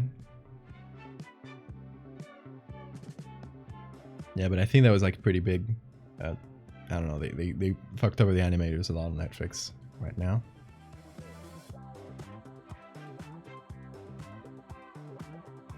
Oop, here. The colors on themselves are pretty similar. I want to remove the greens. They don't really show up there. I'll do that manually, I guess.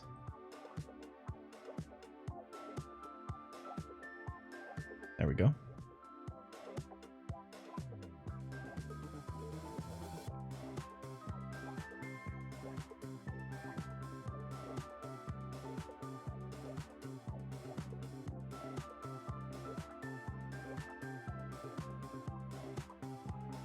Checking in on the edges. Yeah, those are pretty good. Look at how he's sleeping. The wrinkles, the mouth wrinkles are the funniest.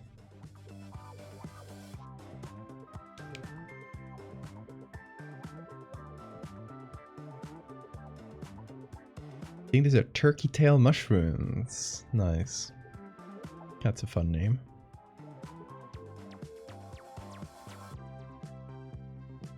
Netflix originals aren't all made by Netflix, yeah.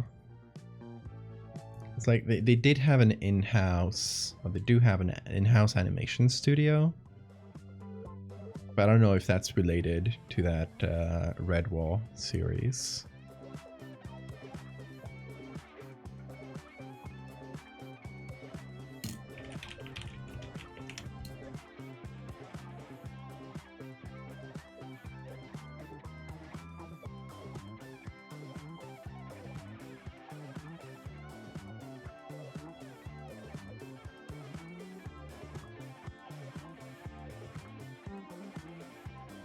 What should I do about the hair? Should it just sort of go above?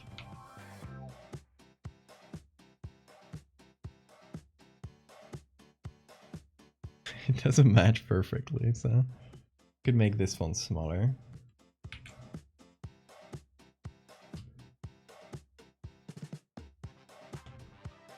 So there's a little bit of like interaction in between the layers.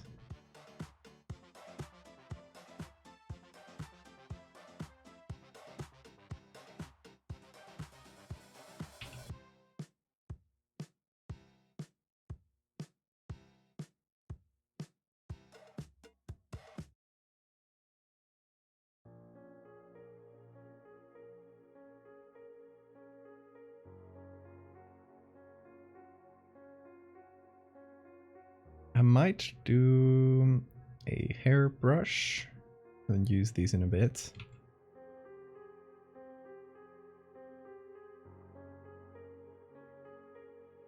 Might be good for this purpose.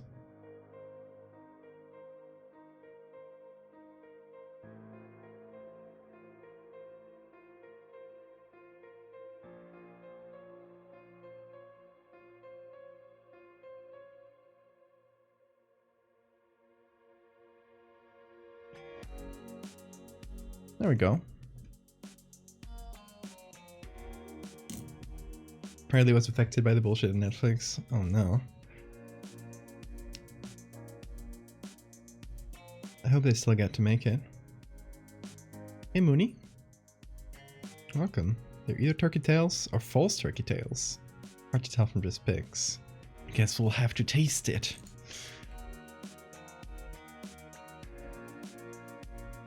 But they look really cool as far as mushrooms go with the little colored bands. I think that's really cool.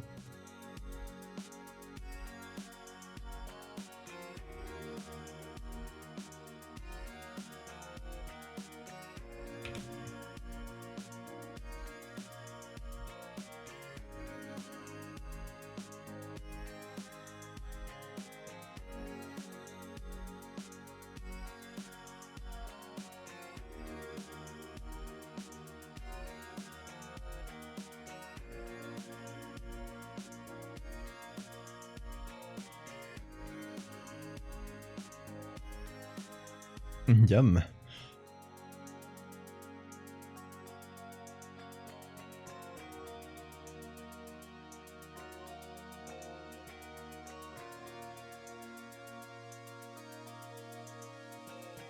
I lean forward with the mushrooms on my face.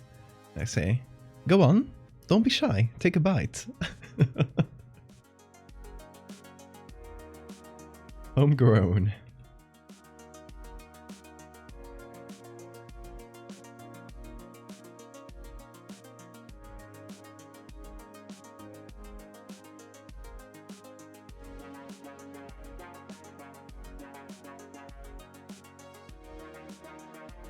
Okay, so we're gonna have to make some... Hold on, I'm gonna hide the googly. So we need to figure out the shadows here.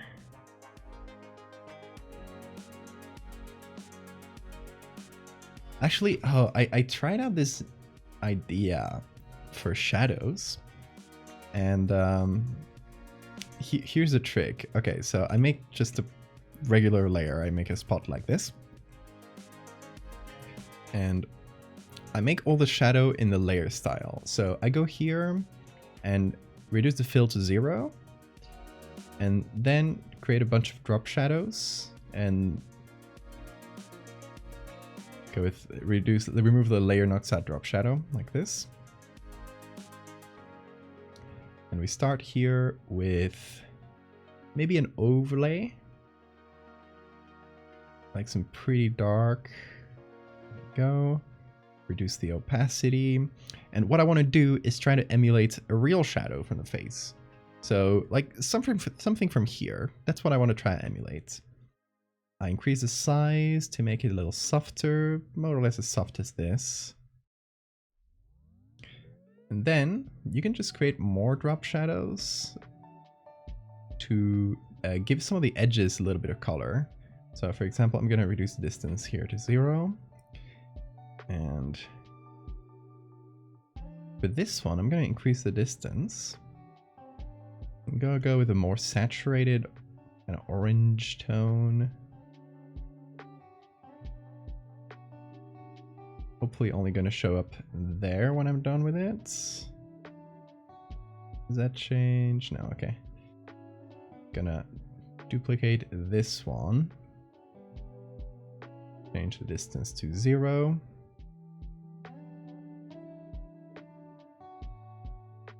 Give it this. Put it on color. And kind of soften that.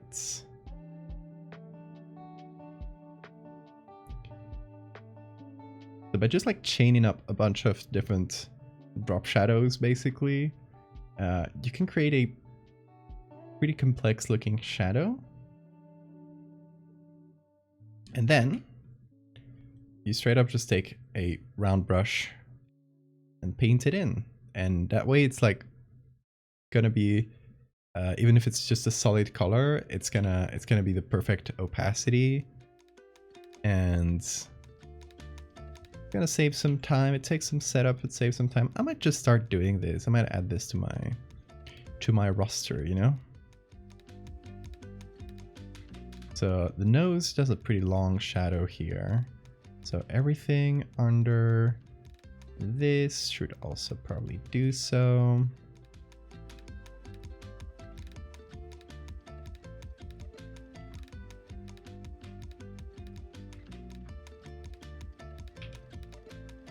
And we continue the shadow like over the nose down to here. And these ones are a bit closer to the skin.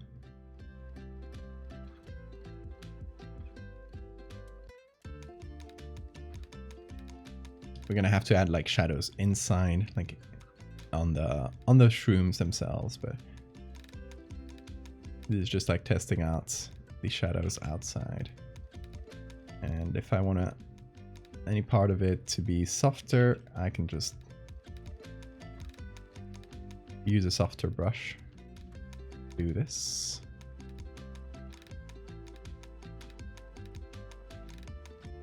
I might make it a little less opaque here. Reduce the overlay a touch.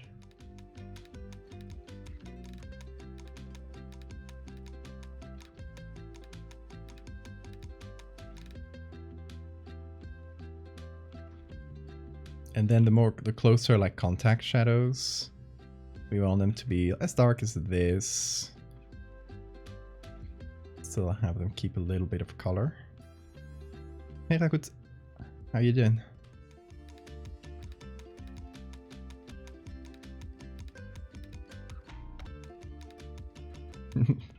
Thank you for your wonderful translation today. That was very funny.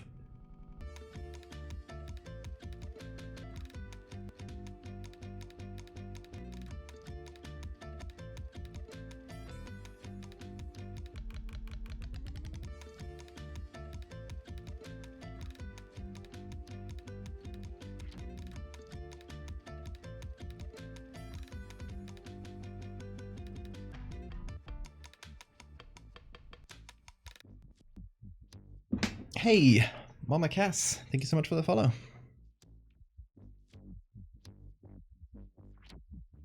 Okay, we're gonna give this a normal and a soft light layer. I'm gonna put that under the color.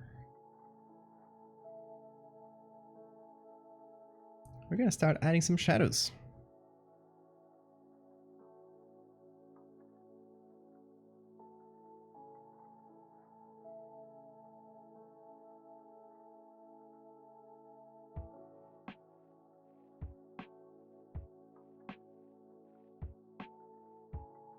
Did you make some new translations? Suma, thank you so much for the follow. Welcome. For context, Rakut makes some French translations of pretty much all my stories. If you're a French speaker and you want to see a translated version of my work in French, you can look for, you can just Control F search FR in my comments, and it'll send you to Akut's posts.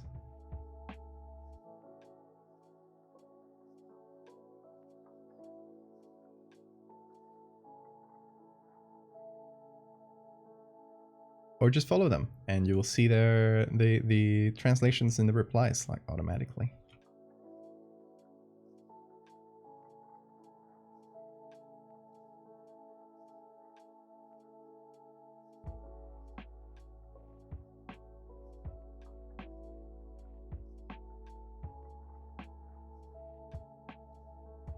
Okay, so now I'm doing some fairly heavy-handed lighting work, but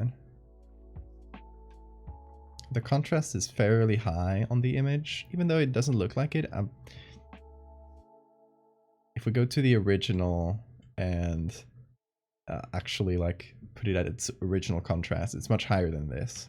I just kind of lowered it to work on it, but it's going to be more noticeable at the end when we like equalize those contrasts. I can actually do a little bit of that here.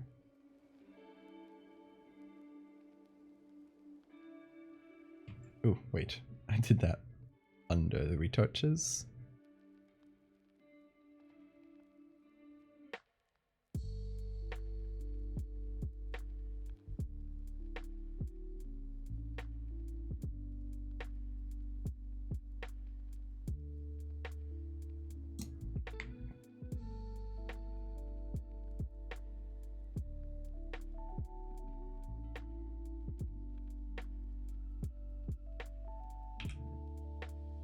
Did that? Oh, that affected my shadows here that I painted. Because now they need to be a little darker. So I'm gonna copy this and have the copied version just be a normal layer, perhaps, at a low opacity. Which will help the shadow kind of stand out against a brighter background.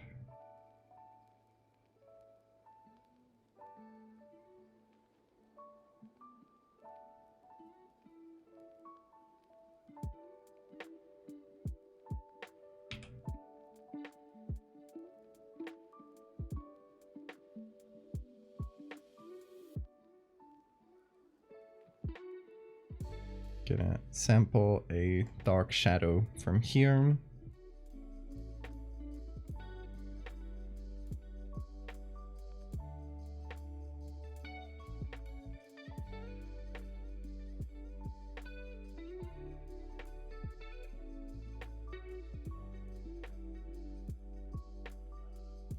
Morty movement.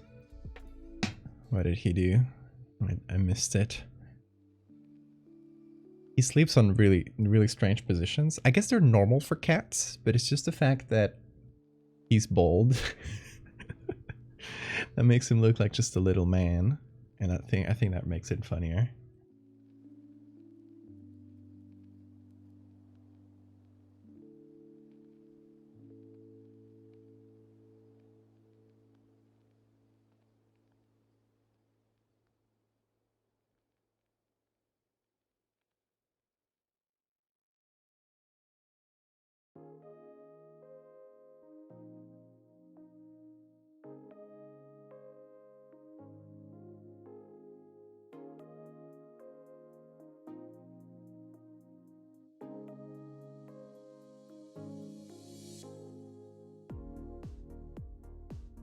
Okay, it's coming along.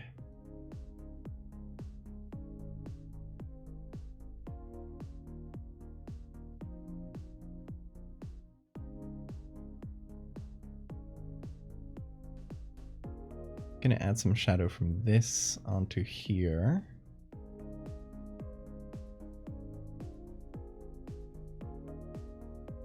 A little bit over the side of my nose.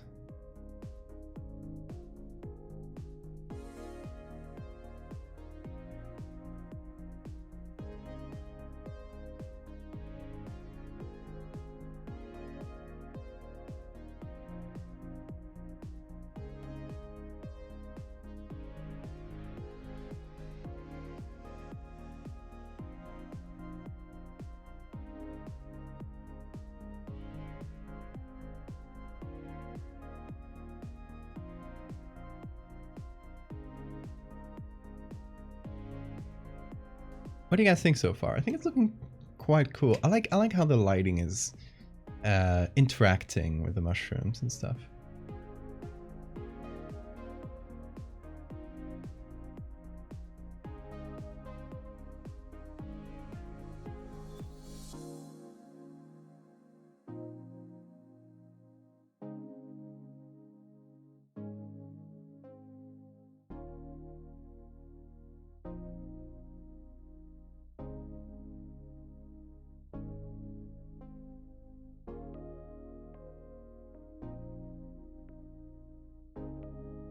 Hey, don't bully me. I've literally done this to myself.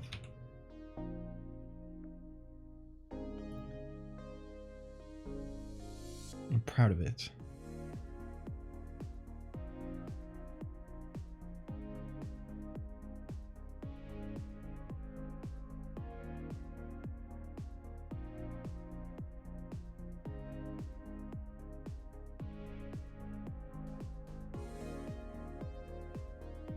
I get some pretty complex, because it's so wrinkly, the mushrooms. I get some pretty complex lighting and interactions. But hopefully we can make that work. Fingers crossed that it doesn't look like a mess when I'm done with it.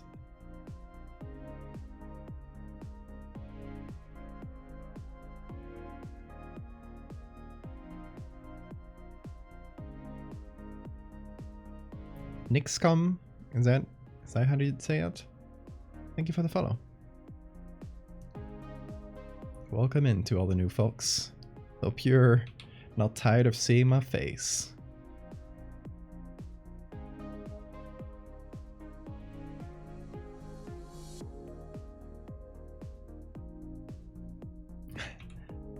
I promise it's not twice my face every day.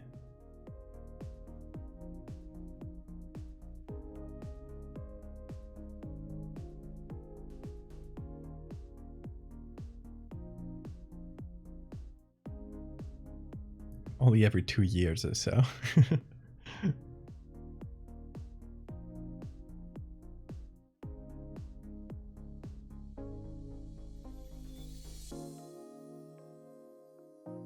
That does quite a bit. Quite a bit of heavy lifting.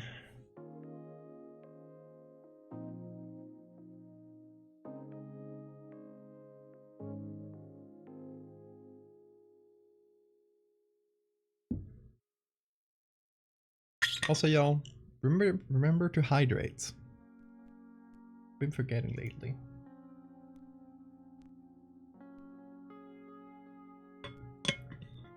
I always fill up one of these before stream. Lately after the stream, I'm like, it's still full.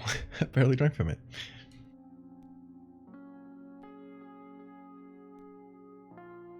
Oh, sorry if it was loud. It just has this squeaky.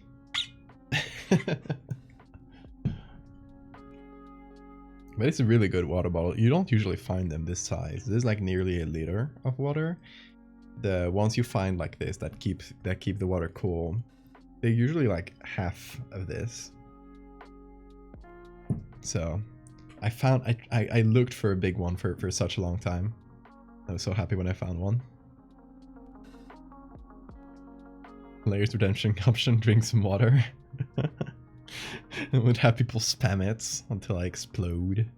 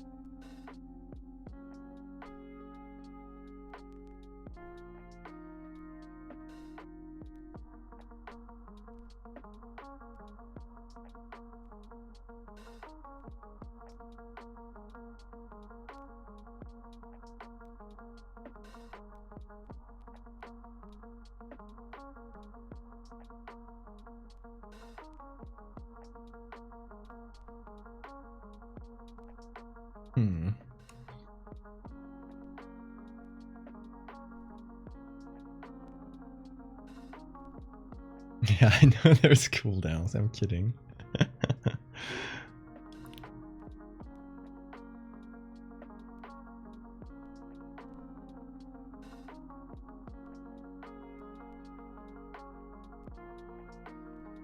Hey, Bee.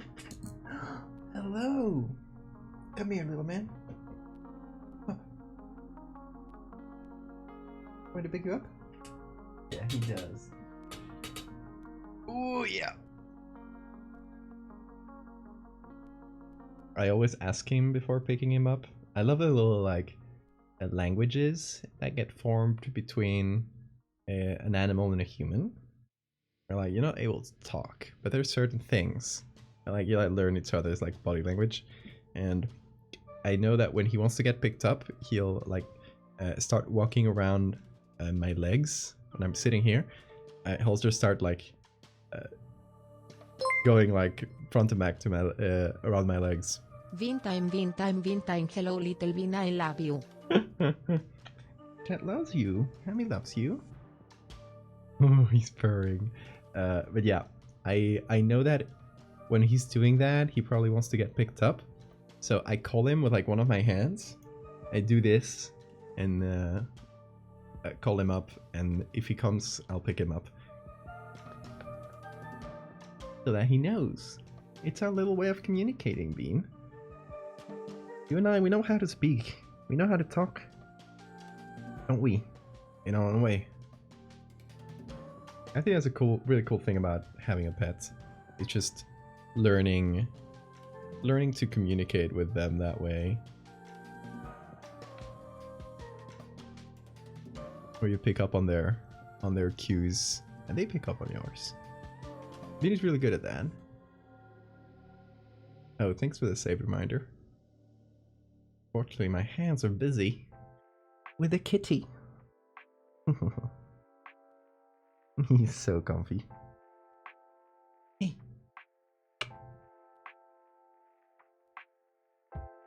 He's getting all the scratches. You wanna come up here? Yeah? Think you are? Think you want to? Yeah. There you go. Little boy. That way I can do Control S and save.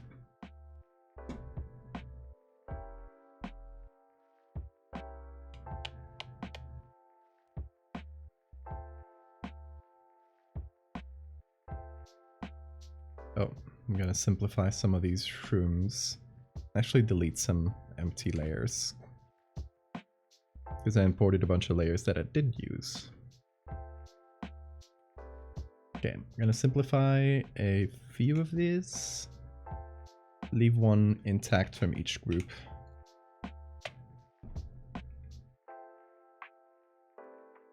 He's like, may I? May I come in? Do you have a spot for me?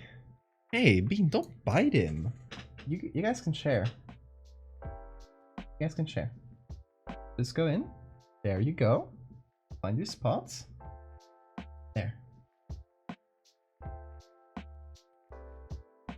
Find your spot. You got it. Oh, he's... He was like, but I don't fit. He was looking at me like, there's no space. He's got too much leg. I know, Bean. He's a large kitty. You are but a small bean.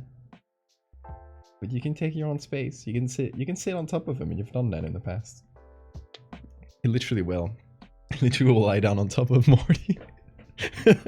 And crush his legs.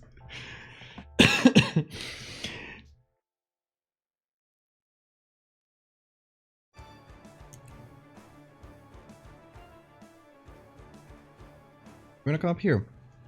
Beanie? You wanna come up? Hey, don't look at the pen. Don't look at the pen. It's not a toy. Not a toy. Up here? You want a place to sleep, right? My shoulders are free. He's deciding. He's like right here, looking at me. Wanna come over? Yeah? Come on. Yeah, come on. Come on. Don't be shy. Go on. He always takes a minute. It's like he has to hype himself up for the jump. Go on. Yeah, I know. Come on, Bean. The beast is awakening. Morty is up. Come on, Bean. He's sitting on top of my tablet. I can't even work until he... until he decides to jump on and go somewhere else. Yeah. I love you too, Bean. Morty, leave his tail alone. No? Trying to attack his tail. Look at how he's sitting with the two hands. This is what he does. Bean, come up. Let's go. Go on.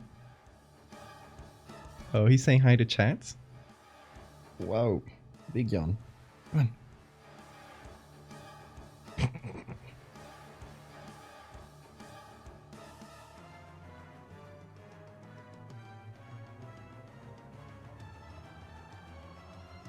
I love how cats decide to mess with each other. Yeah, they do that a lot. Hands are free, hell yeah. Thank you, Cuffer. Go on, Bean. Yeah, you got this. Come on, hype yourself up. Hype yourself up. You got this. It's an easy jump. It's an easy jump. You've done it a million times. Go on. It's like sitting right in front of my shoulder, too. Come on. You got this. You got this. The hyping up is not working today. You want a treat? If you get up, I'll give you a treat. Go. Oh, that was easy now. Ow, don't use your nails, dude. There you go.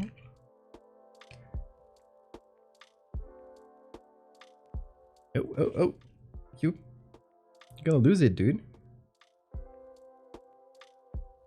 Yum. Here's one for you, Morty. Here. Here. You're not seeing it.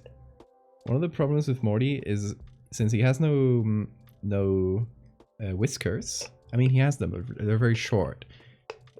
They're like nothing. So you know, cats use whiskers to compensate for their low close-up vision. Like they don't see very well up close. So if you give a treat to Morty, he straight up can't find it. He'll get close to your hand and he'll stop, like he'll try to look for it. He can't. You have to literally like put it in front of his mouth so he can touch it with his lips, and that's how he knows the treat is there. little blind boy. Not blind, how do you say, like nearsighted? Yeah, you both got your treats. You're good boys.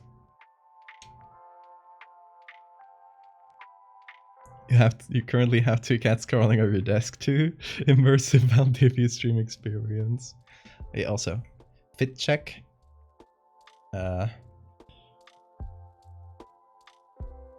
If you didn't see, there's a new tool coming up called Nightshade. So if you're familiar with Glaze is the this filter that you can put on top of images that essentially tricks an AI. If you're going to train an AI on this artist's images, it'll like confuse the AI into thinking it's like cubism. It's like a completely different style. So if you try to prompt that AI, give me this artist style, it'll give you cubism instead. So it's kind of like a protection, like a very specific, like protect myself. I haven't really used it because the filter is on photos tends to be pretty obvious, especially on black and whites. So I haven't really used it a lot. It also uses a lot of computational power just making that filter, because the filter is an AI as well. It's like an AI that's made to trick other AIs, if that makes sense. But they have recently come out with a new tool called Nightshade. And Nightshade is, they literally call it AI poisoning. So what this does, it's a filter that's, let's say you put up a picture of a dog, the filter will make it look like a cat, not to our human eyes, but to the AI, what it'll actually be seeing is cats. So it's been shown that adding just a few hundred of these cat dog images into a training set for an AI will literally make it stop working and stop being able to output dogs at all. It'll think all dogs are cats. If you ask it for a dog, it'll give you a cat. And if it's just like partially done, it'll just give you like some kind of like horrible amalgamation. So it'll stop just being useful at just a very few samples. So it's called Nightshade, like the poison, like the poisonous plant. Because the idea is, if these fucking AI companies are going to keep stealing people's images without permission, they run the risk of accidentally catching a bunch of these poisoned images, and this completely destroys their entire model. And I think that's amazing. I don't know if you guys have seen this. It's fantastic. Do you guys want to see some examples?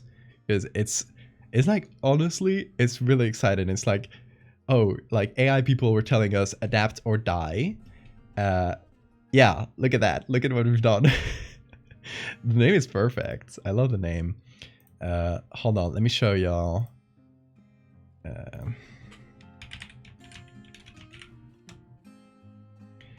think there should be an article here. Technology review. Yeah, that's the one. Okay, so here. Okay, so let me hide my camera and this. So this is just dog, the clean model. If you don't change anything and you just ask it to give you a dog, it'll give you this. If you start putting in these poison samples of cats instead of dogs, it'll start tricking them, and just at 50, it creates an unholy amalgamation. This one is extremely funny to me. And at the end, it'll just give you a cat. Right? If you get enough samples, it'll give you something completely different. There's cars to cows, handbag to toasters. You can also do it with styles. So it can take fantasy art and turn it into pointillism. And it's been shown that it's actually transferable. So let's say someone wants a picture of a dragon. Dragon, it's pretty close, like in the AI's model, to fantasy. So if fantasy has been turned into pointillism, it'll make a dragon in pointillism style. Or if you ask it for like Lord of the Rings, it'll always output in pointillism. So it can completely break like people asking for artist styles. It can completely break like the quote-unquote understanding the AI has of like entire concepts. And apparently because this like poisons, like quote-unquote poisons, like individual concepts like dog or car or cubism. But if you destroy enough of these concepts from like all over the AI, it'll just entirely break and just output noise. Like, it kills it, which is just fucking fantastic. I don't know if this image, I don't think this one is in the article. Oh, here's, for example, what I was talking about. If you turn fantasy art into pointillism, it'll, like, a dragon will be turned into this, or castle in Lord of the Rings will be turned into this, you know?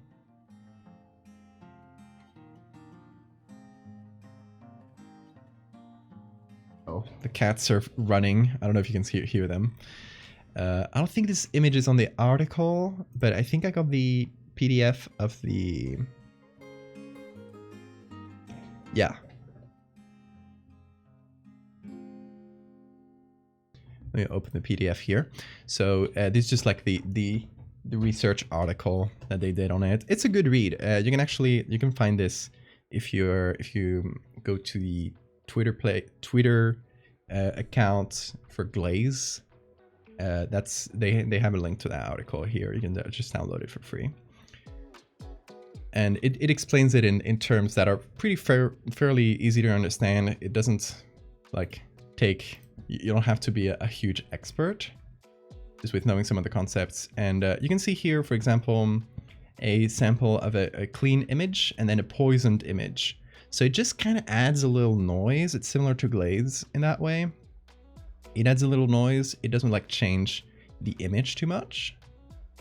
And it's apparently these filters are resistant to attacks. Like if you JPEG the image or put noise over the image, it won't break the filter. At least in any like significant way. And here's like the complete model like destruction thing. Like, okay, this is like the most fascinating image. This is number of poisoned concepts. So like, you know, dog into cat, cow into car. If you do this to enough concepts, this is at 0, this is baseline for a person, a painting, a seashell. At 100 concepts, it's starting to look weird. At 250, it's just like it looks like one of those first AIs that just like outputted like DMT art. And at 500 concepts, it's literally just noise. It killed the AI. Obviously, like getting to poison 500 concepts in the AI, they would need to like massively steal poisoned images. So I don't think it would ever get to that concept. But like, just imagine you get like a decent amount of damage to a big model like Stable Diffusion or whatever. They will simply not be able to progress. They will not be able to keep stealing images from the internet. They're going to start to have to select and license their images, which is literally what everyone's been asking for. Like, if you want to train on images, you got to pay the people.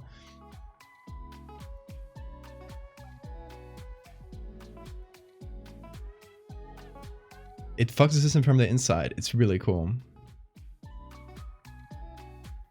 Like when people send spam to hate groups to clog up their servers, yeah.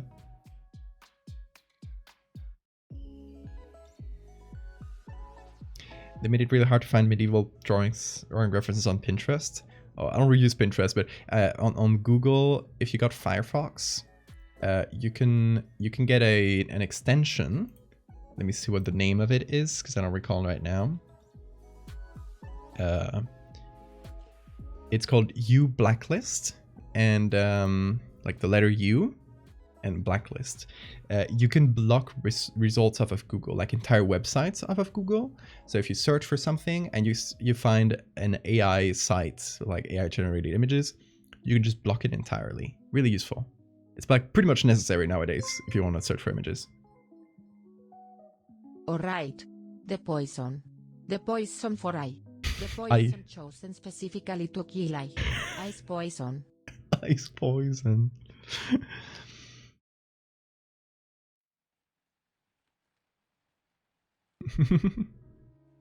It forces them to actually treat the images as works of art that people have put work into, rather than just data. Yep. We are talking about the AI poisoning, yes. Is Nightshade out yet? No, for now it's just a paper. It's just a research thing they've done. They've kind of proven that it's viable, essentially. And they're publishing it. I think it's like under peer review. Like, this is like really early results. Their intention, these are the people behind Glaze, which is, you know, a really similar system. They want to integrate it into Glaze. So when you go to download Glaze, put an image on there, it gives you the option, do you want to use Nightshade? And yeah, I think that's going to be really cool. I think one thing I'm going to do is I'm going to take a sample of, because, you know, I don't want to do this to all of my images that I've done in the past. It would be prohibitive This takes like several minutes per image, and it's really CPU intensive.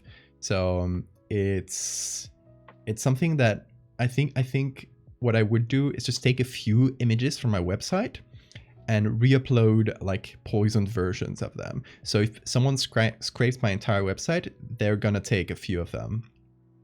Because I know my website like files have been scraped for like Lion 5B, which is like the biggest data set that I know of, which is the one like with like 5 billion images. If you go to like have I been trained, they search that database. But yeah, it would be nice. There's like, you know, if someone wants to steal from my site, they're gonna get poisoned. They're gonna get like few poisoned things, you know. And another thing I'm gonna do, I think this we gotta plan this. Whenever Nightshade is out, we're gonna do this like very deliberately. What I will do is create some very shareable images, like, you know, stuff with cats, memes, etc. I'm gonna poison the fuck out of them. I'm gonna turn the poison meter all the way up, and I'm gonna tell people, please share this image. Look at this, share this cat to instantly kill an AI or something like that. And just have people share it all over the internet if possible. So that, you know, it's just gonna be out there, and people are gonna, like, if someone scrapes like databases at random, because they can't check every image individually, it's really likely that they'll get, hey Morty, stop that. Really likely that they'll get the poisoned image. So no, it's not like they're gonna have like multiple copies of it, because it's if they get like these 5 billion images, they'll run it through a program that tries to find copies of the same image. So you have to, so it kind of like, there's only one copy of each theoretically, but it's likelier that poisoned copy will end up in an AI.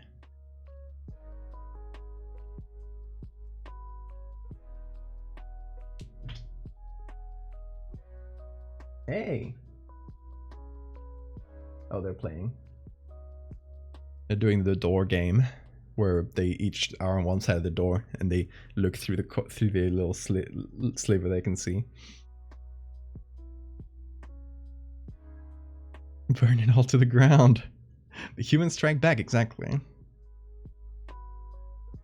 It's deliciously ironic because people use AI for memes an annoying amount. I've seen a few, yeah. It's always super noticeable. First time catching one of your live streams. Hey Lobster, thank you so much for coming. I'm super happy to hear. Welcome.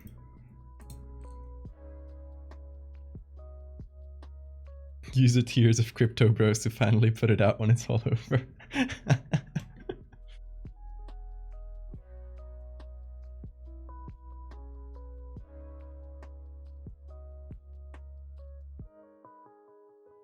Anyway, that tangent was to give y'all a break from my face.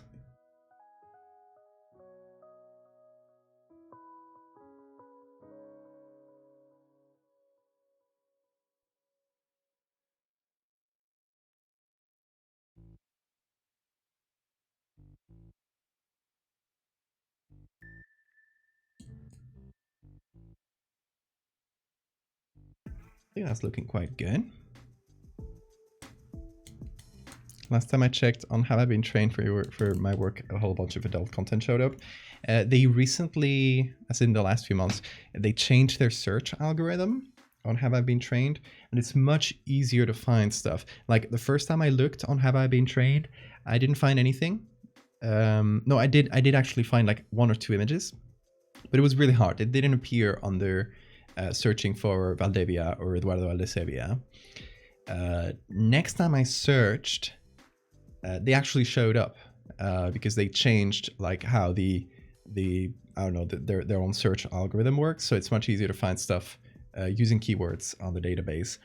So I actually found like, I don't know, like 20 or 30 images from mostly from my older work. I think it's like up to 2020, like maybe late 2020. There was like a bunch of my surreal artwork, and which I'm glad that if there's some of my work on there, it's my old surreal work, because then if people try to do art by Eduardo Valdés-hevia, they won't get at all what I do today, so kind of confuse them. But I found this one, for example, which is, it's an old one from 2020. And I found a few from like around that era. Like, I think one of these was in there too.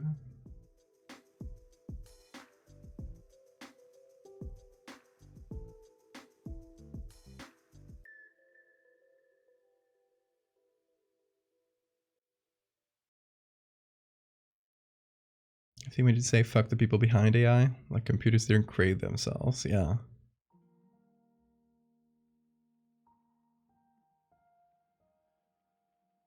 Upcoming downfall of AI. I don't think it'll be like as bad as a downfall, but at least it's fighting back. Like, it gives us weapons, and it puts the leverage back on artists. Because now if they stop being able to steal with like impunity, now suddenly we have leverage again, and we don't like not having to depend on politicians making laws about it, like politicians that are being lobbied by the very same people making the AIs, which makes that really hard. I think the EU might come up with something against like training, like against data sets, like putting stuff without copyright in data sets. I think they're working on something like that. It's promising. But it's still, these things take time. New laws take time, and time is not a luxury we have. This moves extremely fast.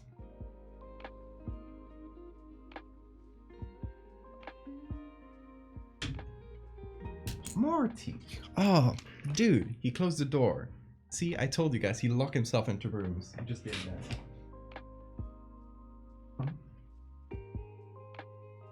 Criminal!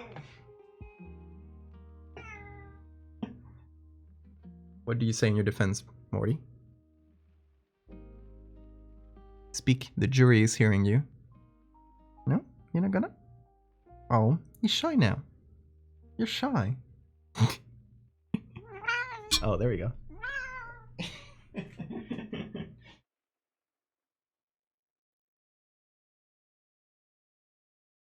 He had stage fright, yeah.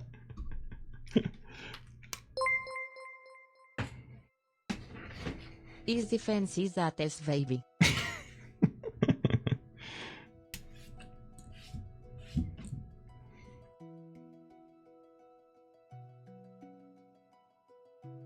He doesn't understand how those work. He does have some understanding of it. Whoa, whoa, whoa.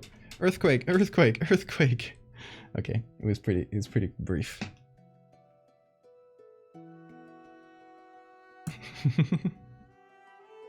Oh, look at the fingers.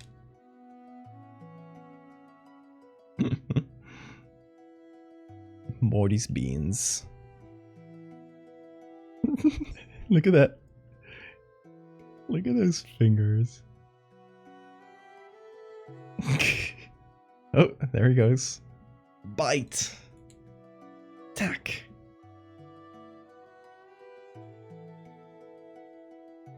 I'm silly. I didn't save. I simplified a lot of the layers. And I didn't save the edge of this one. I'm gonna need something to serve as the interface, like the something that goes in between these mushrooms and my face, because these ones they pop out of the face quite well. It works well, but not sure about these. Morty, that's TOS. Morty, you criminal goblin. You don't know what you want anymore. You look like a cat mixed with a dinosaur and you cause earthquakes. It's clearly an ancient cryptid in new flesh. Yes.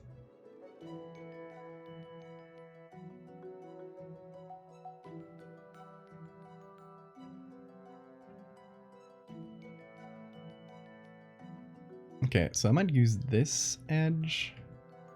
I think it's already used somewhere else. But it's probably fine. Oh, this one's good. Okay. So we're gonna do a selection of this. Don't mind if the camera goes all wonky while I do.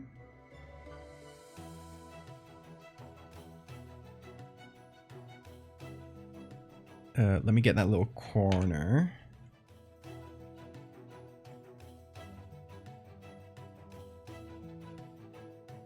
There we go.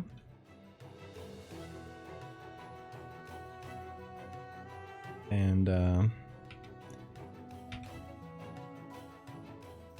undo this layer mask here.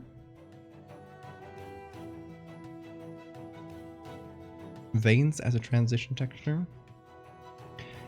Yeah, I was thinking of doing something like that too. It's what I did here, where I used some like fungi texture, like some. It looks like kind of like mycelium. I don't know if it was. I don't exactly remember where that one came from, but I also used this in a place where, you know, I had to find like a good interface between the two parts.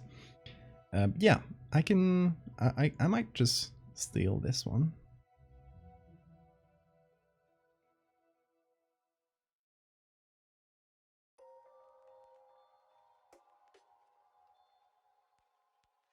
Okay, so let me use this little edge right here.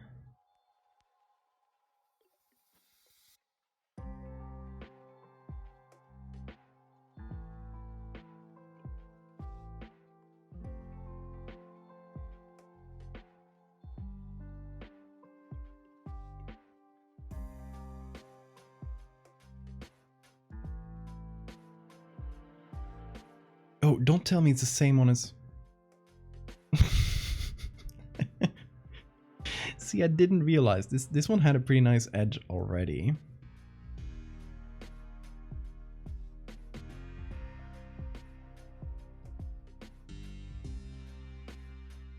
Might actually move it up.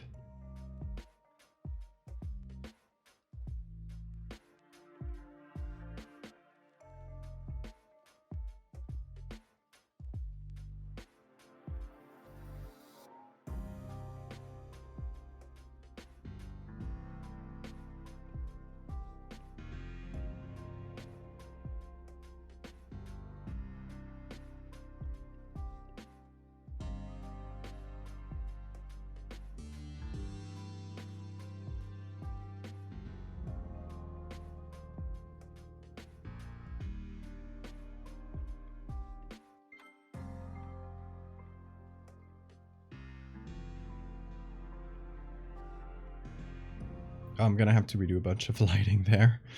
Well, that's fine. It's fine.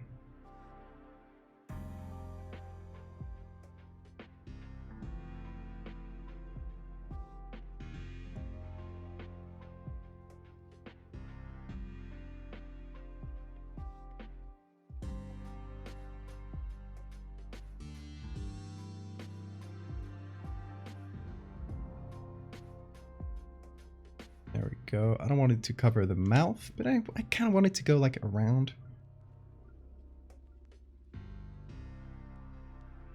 So that's pretty nice.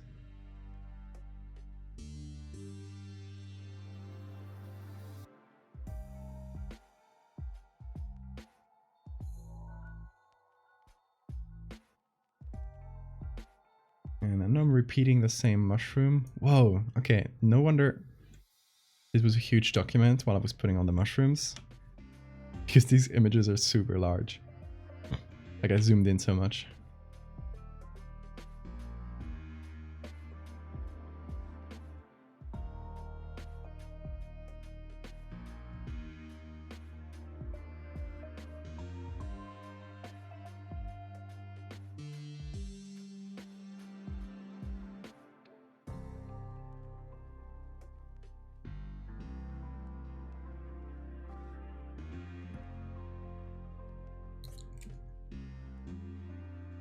That's a better edge. Now there's this normal and the soft light layers, which I gotta remove. I gotta redo them, unfortunately.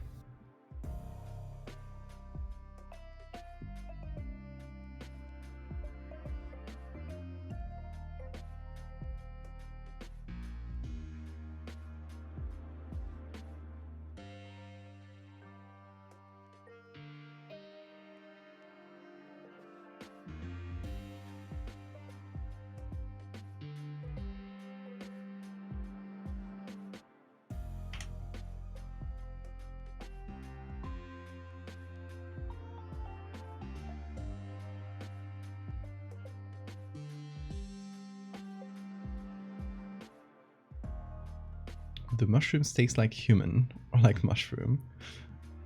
Some unholy combination in between.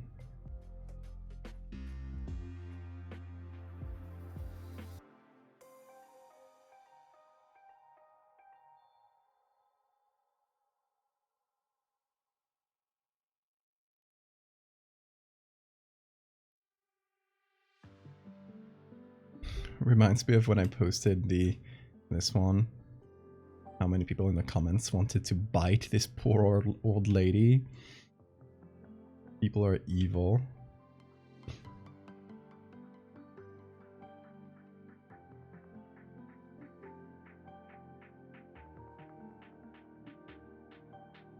Also, would it be cannibalism? I feel like kinda. Gray area cannibalism.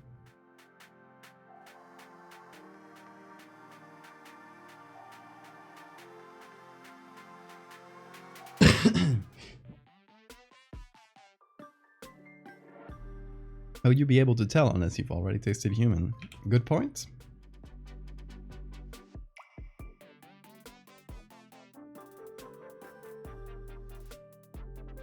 Exactly. If you took a bite of my face mushrooms and said, this tastes like human, you'd kind of be telling on yourself a little bit.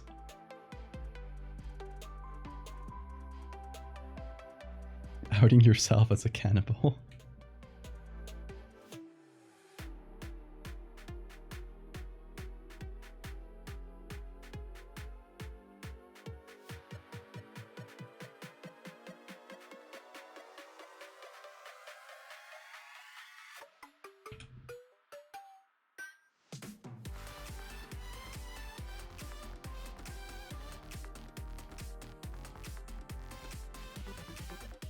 This one blends with my beard a little bit, which I'll take that. That's fine.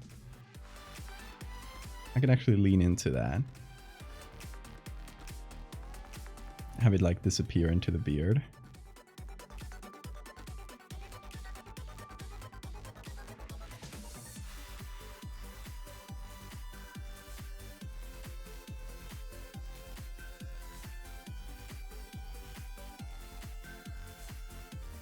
Supposedly human flesh has a similar flavor profile to pork. If I had an opportunity to ethically taste human meat, I wouldn't turn it down. Just so I could know for sure. The curiosity. Yeah, I feel like I'd try it too.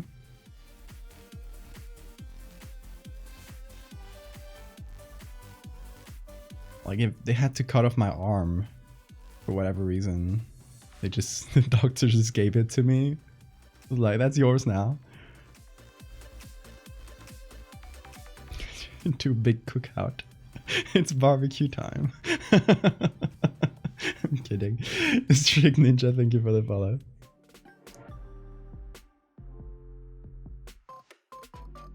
Just make sure you don't eat the liver. Oh, the brain. That's even more important to get. In the liver, you could get like hypervitaminosis. I think it would just be fine if you just ate one. The brain can give you prion disease, though. Would not recommend eating human brain. That's my opinion as a doctor. Do with it what you will.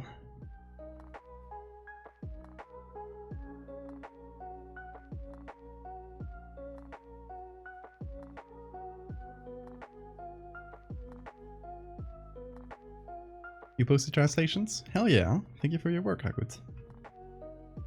I really actually like do appreciate it. It's quite cool.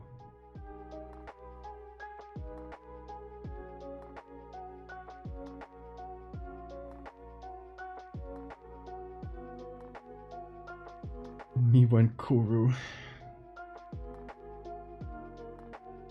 Livers that process meat filled with things that can make you sick. Oh, I thought you were talking about the vitamin A overdose.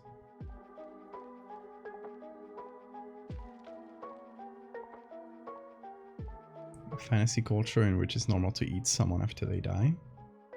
It is an actual thing in like the word kuru. That it's that brain disease, that prion disease that you get from eating brains, comes from a culture. I think it's in the Pacific Islands. I'm not sure. I don't recall where it was, but it's a place where they had like some form of ritual cannibalism, and they that place, like the doctors noticed that this place had a really high degree of prion disease, of this really rare prion disease that was barely seen outside. So they just investigated, like, where does this come from? What's the origin of this? And they found out it was because they some of them ate humans sometimes. I don't remember ever eating anyone. Do you? Nate, that sounds like something a cannibal would say.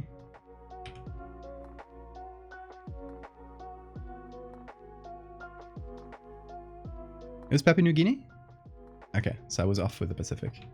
I mean, not super off, but right ocean, but it was, I thought it was like in Pacific Islands.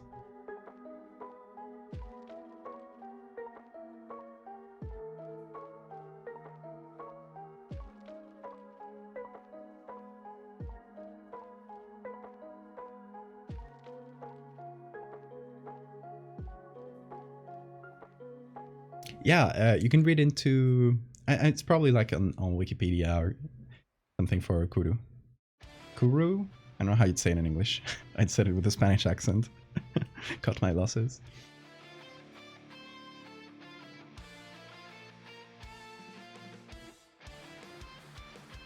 What if... Okay, a quick idea. What if I take this, or whatever other shroom, and I actually put it behind me.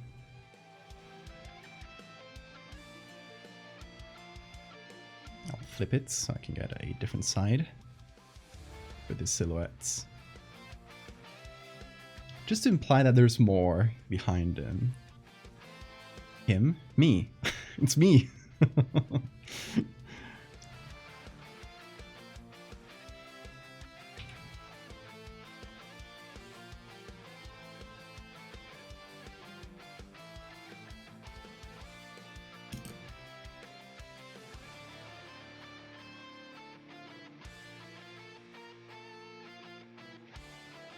Well, you and my friend care about my translations. I'm sure a lot of folks see them.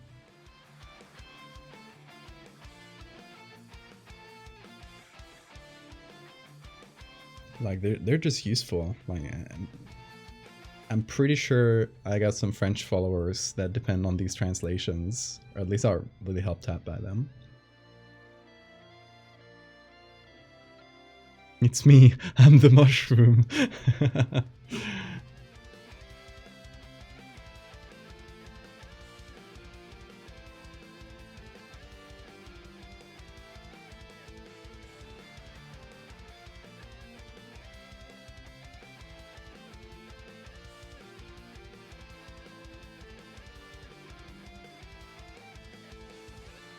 Okay, let's do the texture on the skin. Which I will directly steal from here. Let's see. Is it? No, that's the texture. It should be within fungi. Makes sense. And this seems to be the one. Let's drop it on here. And yeah, Wait, I took the wrong layer. This is the one. Ah, my eye.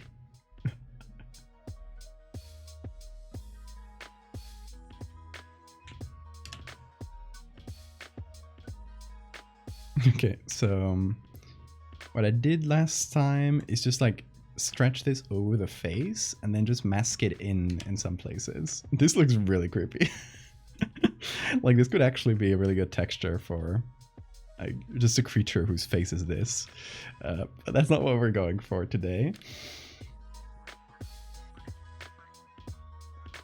I'm gonna try and place it somewhere here. I think what I'll do is desaturate, high pass,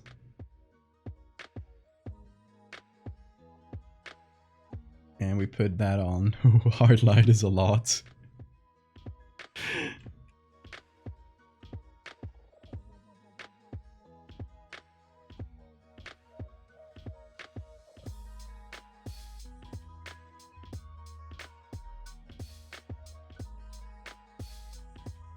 This can give a pretty nice look.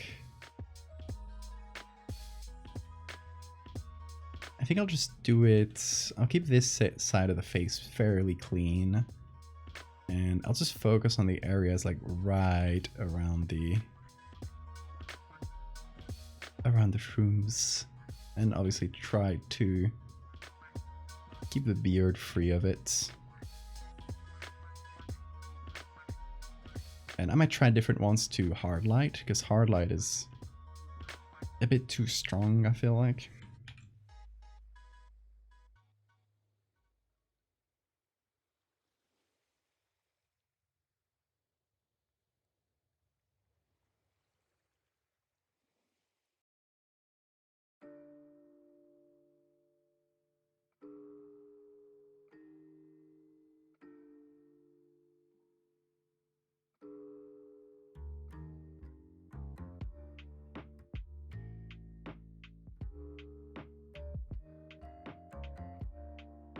Trying to find the best spot here.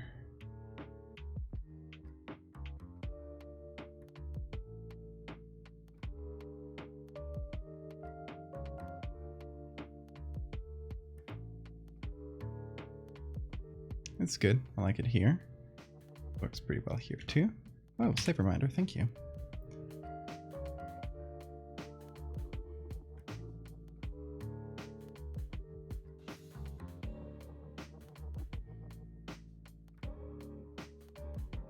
But yeah, never reactivated this. Googly.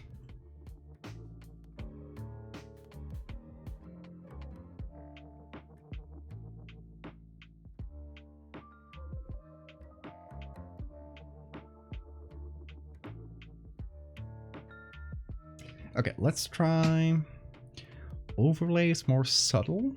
I like it. I like overlay. Hard light is a lot. Vivid light is even more, but it also looks cool.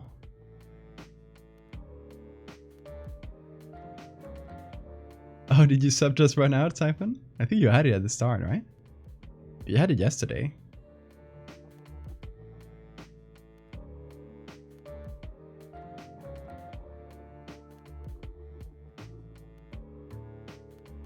It ran out. All good things must end. It did just look like really dry lips. Give this man some chapstick now.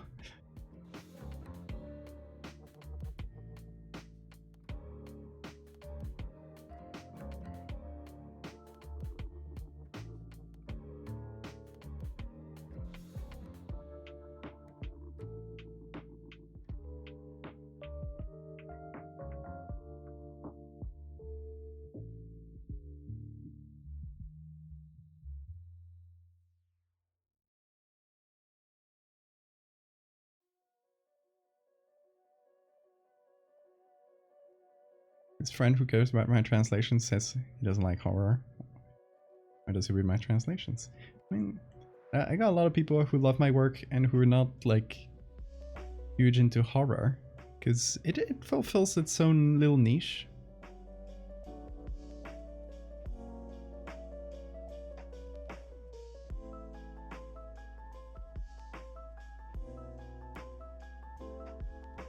And maybe he just wants to see your cool translations. That's reason enough.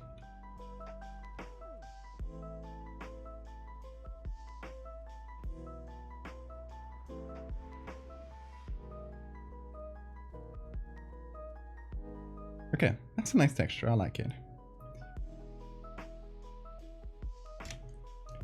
I'm gonna add some color.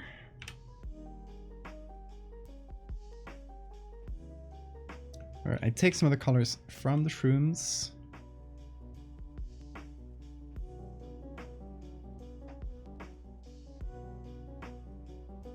And paint them onto the textured areas. To make it feel like, you know, it's part of the mushroom that's kind of growing in.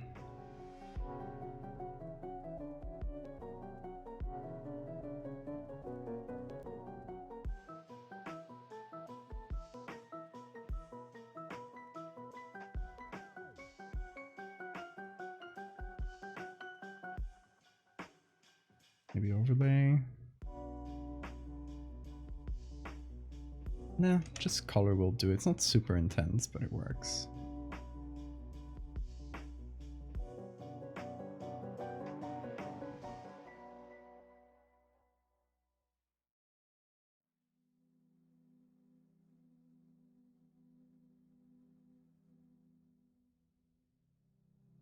The poor man's crawlers.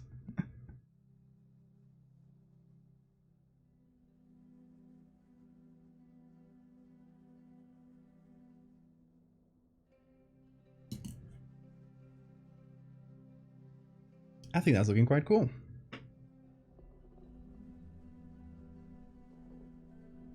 I want to see what happens if I put in black and whites. Pretty cool, actually. It also works in black and white. I don't think I'll do black and whites for this one, though, because all my profile pics have it in black and whites. It would be nice to just have one in color for once.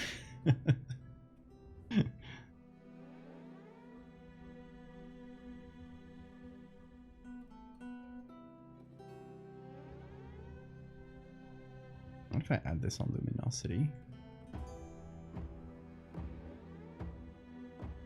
I like what it does to the shrooms. I might just put it on there. Just a little bit of darkening.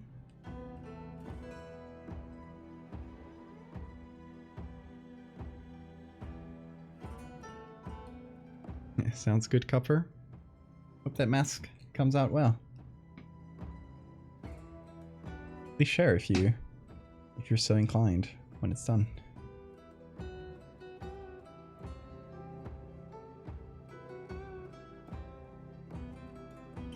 Damn, the Dwarf Fortress soundtrack, which is what we're hearing right now, goes so hard.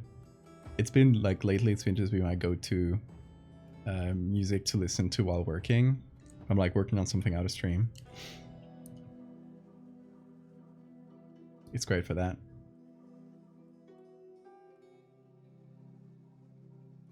Yeah, feel free to ping me.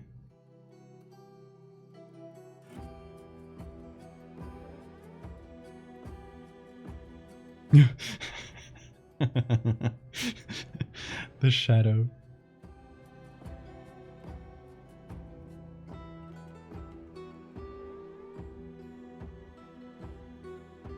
I still have to figure out the signature and some other little things, but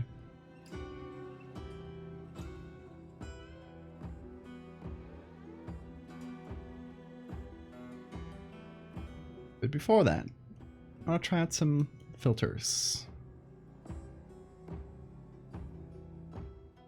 I'm gonna do the classic blur and sharpen, because the original image is like just a raw file, so it has that really sharp noise from the sensor. I finished the edit for you. Oh boy.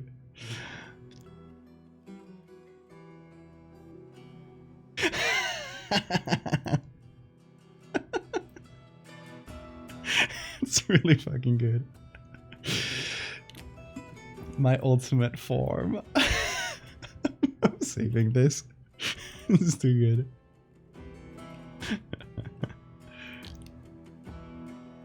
Thank you, Nate. That will be my new profile pic.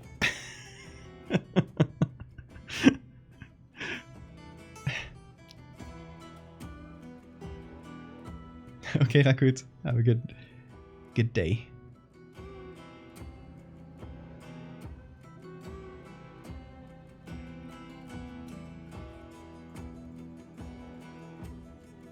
I really like that the people don't look in pain in these mushroom pieces.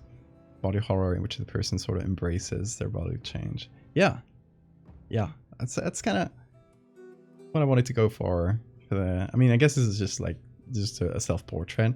It's not really like part of the story itself, but with the mushroom lady, for her it was like it didn't kill her at the time it grew, like with what happened to most people who died. For her it just kind of became chronic, so she just lived the rest of her life with it. And if she went to take a portrait, she would not be screaming in pain for the portrait. She would just be standing there normal, because she was leading a approximately normal life while her face was, you know, full of mushrooms.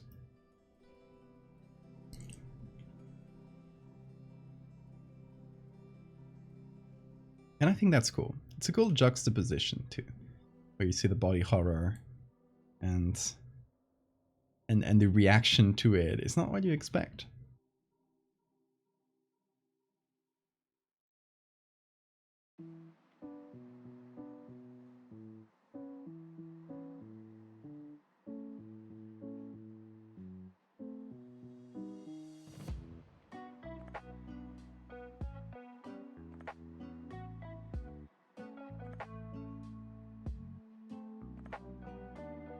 Okay, we're color grading this, and that's where we figure out the tone. Stuff that we haven't really done before. I like bluish, but this like kind of orange, kind of earth tone, I think also really goes well with the mushrooms. It just kind of brings this side of my face to a similar color to the mushrooms here. Let's see, that's for the shadows. What if we do that for the midtones? Okay, the midtones kind of affect my skin tone quite a bit. So whatever I add to the midtones, if I do add anything at all, it has to be really subtle. I'm leaning towards nothing at all. The shadows don't affect the skin tone as much. They just kind of tint the shadow, but the bright part of the skin tone stays the same. So, and the highlights affect like the most lit areas.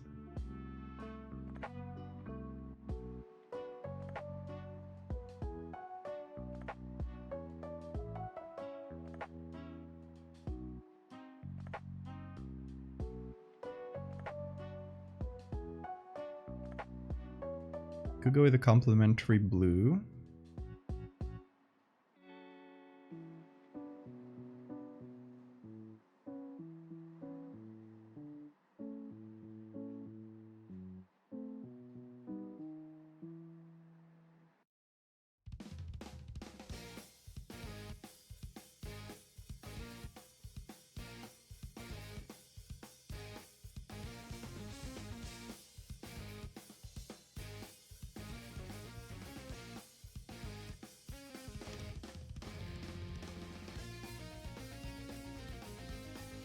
I'm gonna actually reduce the temperature or increase the temperature of the lights to go towards this. No, to go less cold, something a little warmer.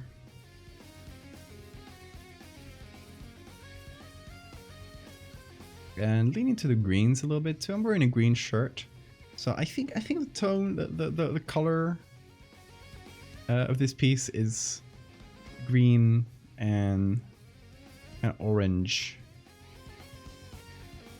bit earth tones, very autumn. Kind of looks like pencil sharpenings. I can see that. Just fell asleep. That's a sign you gotta go to sleep, Hammy. Sweet dreams to you.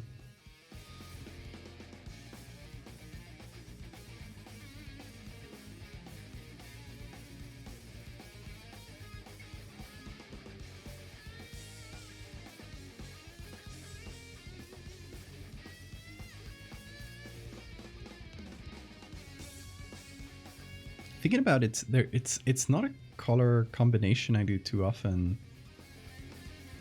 Like oranges and greens. Those are two colors I don't tend to use for some reason. I don't know why. But I can't think of many like green pieces that I've done. Or orange for that matter. Just like biased against those colors for some reason.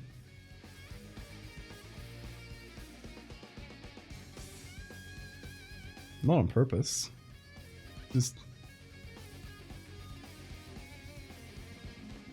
biased against them for whatever brain reason.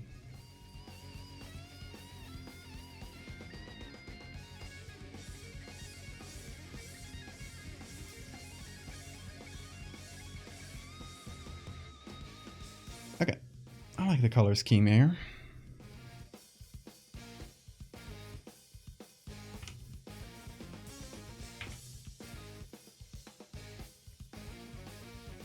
Gonna give this shoulder a little bit of light because it feels a bit dark compared to like the mushrooms on the same side.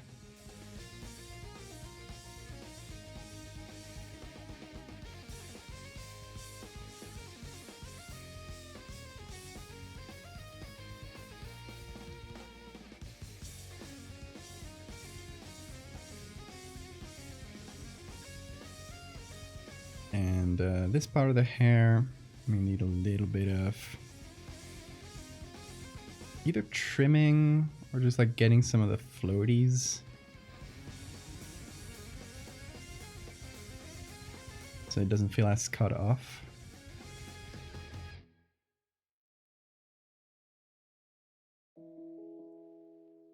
Ed not using bisexual color correction, impossible. I think that might be it. I think that's why I'm biased against green and orange. I would only use bisexual colors. No.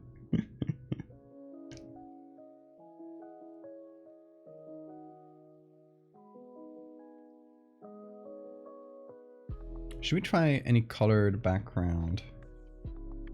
Like, wee.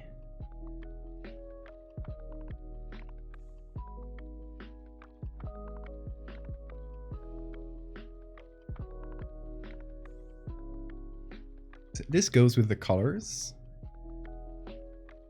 Same if I go for like a deep green. It also kind of works. It has to be dark, I think. It works better with a dark background.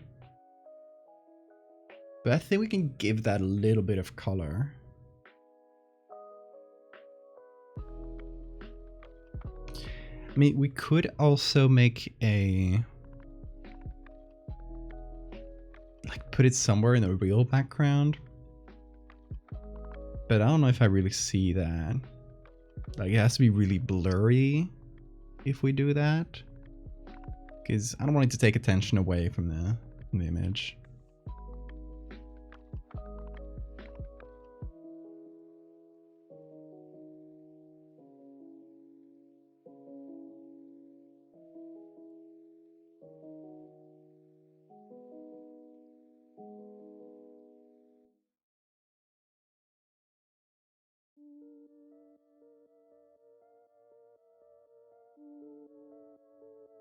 I like dark green. Let's keep it pretty dark, but let's see what this looks like with the filters on. I'll just copy the same ones we had before, but apply them on this.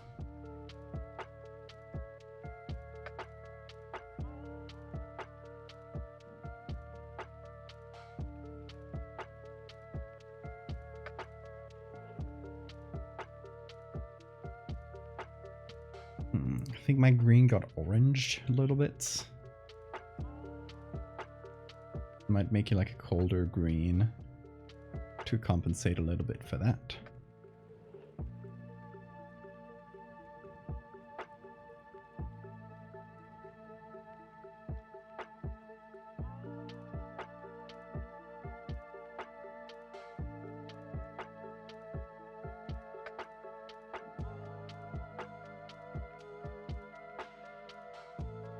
Fake transparent checkered background.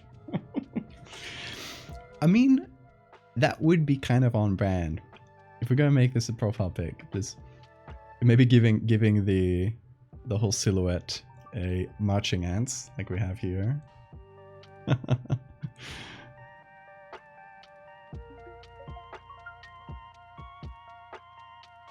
Okay, let's try it out with the orange background. I'm just gonna make a copy of this so we have each color saved. Because in the filters that we added, you can always change this, of course, but I had it so that the dark parts of the image got tinted orange, so that'll like affect the background quite a bit.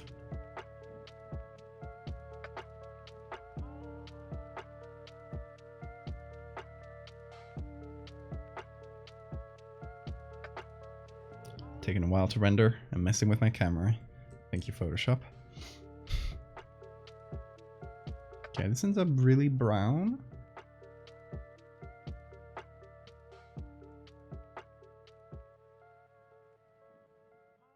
I think green. Color theory. I mean, color theory is really important. And it doesn't have to be something you really like study per se. I think you kind of just like get a feel for it after a while, but it's still important to have that at least at a like vibe level to know the way colors combine and stuff. I won't say I'm the greatest at it, but I use it a lot.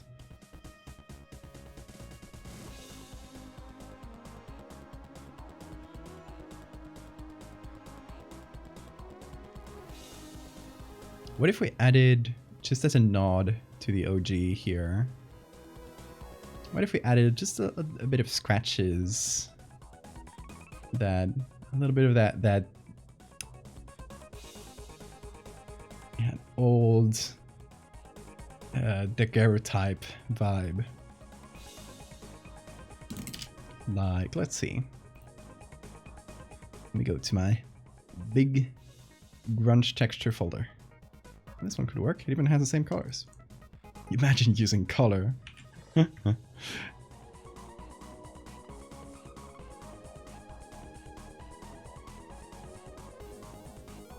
this one won't be great to overlay because it imparts a lot of color.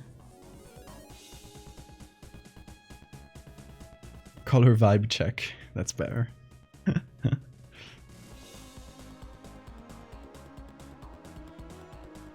Thank you, Victoria. Oh, I'm really glad to hear that.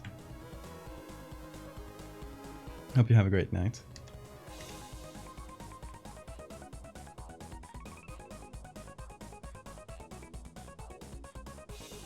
We'll go on screen if I really like lower it. It could go. Whoa, difference looks kind of sick actually. But I'm thinking the hard light with high pass.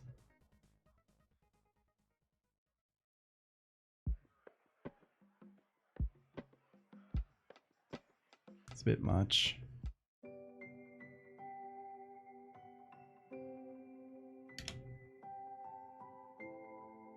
Maybe screen was better.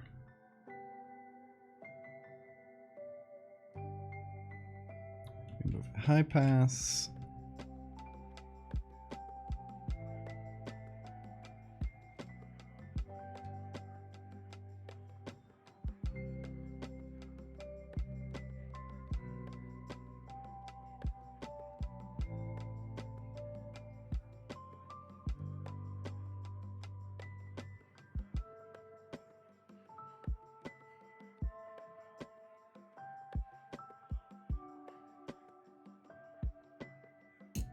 Okay, let's try some others.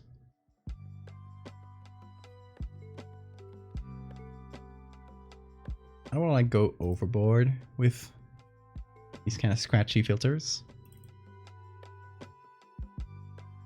Like they're nice, but they scream more like old photo, and they might go against the vibe.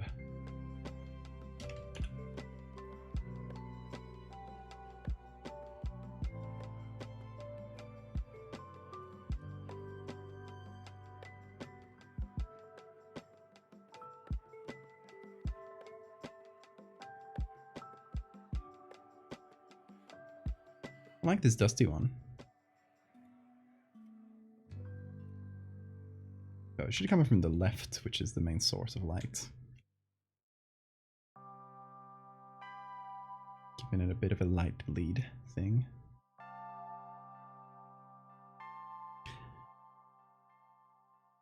Hey, Alduin Sayer. I remember when I first saw your art. It was through that one Curious Archive video. Nice.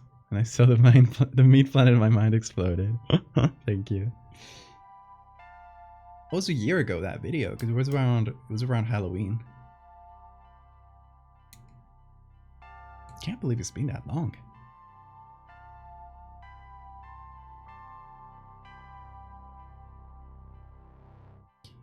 Thinking I might darken the background a bit more. I'll just take the green. Well, drop it lower. Like here.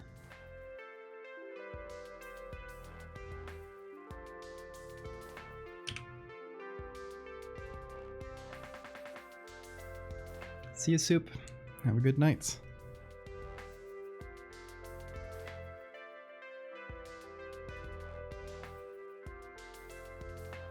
Shit, it's like 7:40 already. Barely noticed. I guess we did start really late this stream.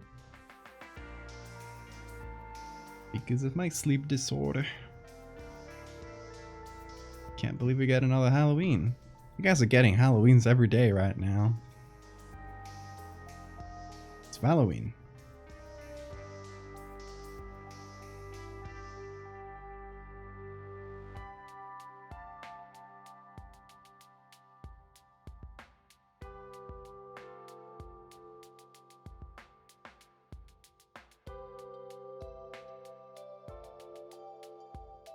I go to the color mixer. Huh. What is this if it's not seen as a green? It isn't. Is it a yellow? No.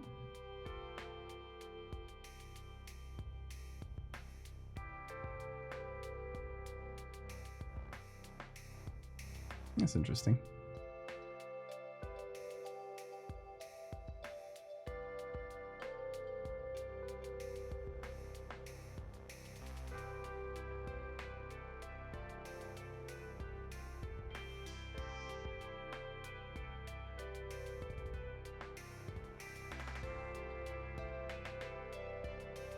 Siphon, you can go to sleep. You don't have to wait for me to end the stream. Go to sleep. I compel you.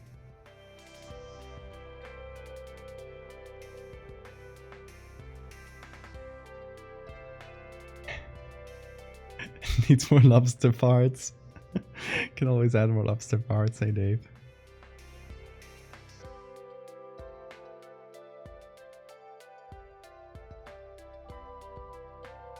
You're gonna see Steve Vai for Halloween.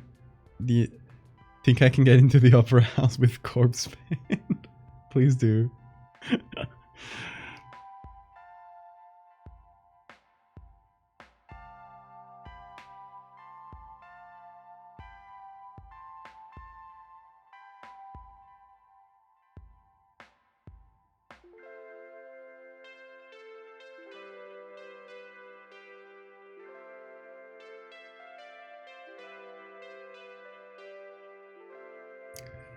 That bothers me here is the...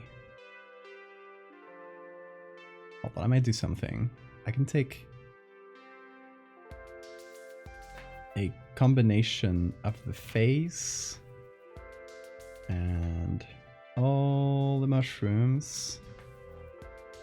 I'm gonna group that up into a single layer so that I can make a selection.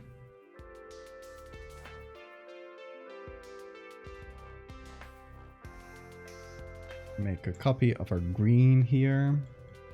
Apply that selection. And put that on color. And now, my green doesn't get tainted anymore. Actually, I can even change the colors now.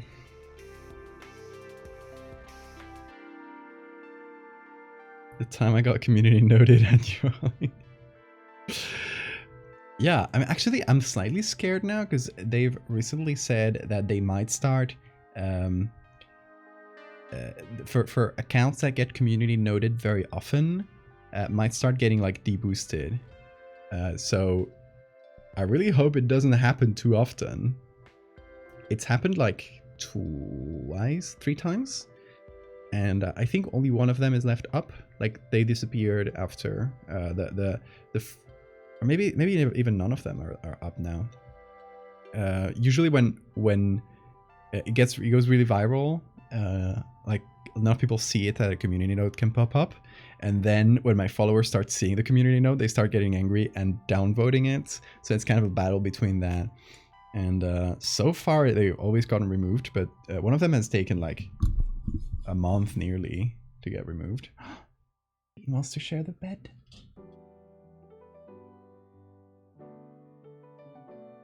Yeah, hope they don't fuck with my account because I got community noted a few times.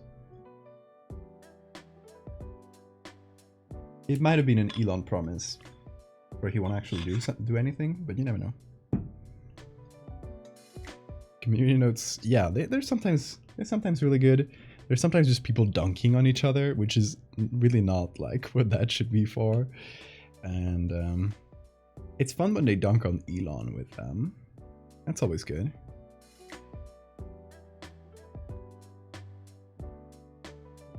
I bet that if they dunk on him enough times, he'll remove them entirely. He'll just get angry and remove the feature. Hey Bean, he wants cuddles, yeah. We're scratching the bean. Hello.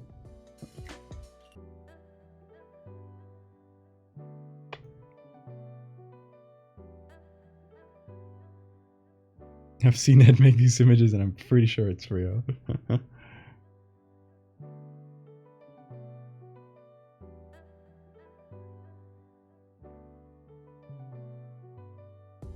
Oop, there he goes. I was trying to get some hair. To remove some of the loose hair because he sheds a lot. This beast. Hairiest beast in the world. Whoa. Oh, he was curious about his own hair. He wanted to see it. He wanted to get down and see his own hair. Make sure I wasn't doing anything weird with it.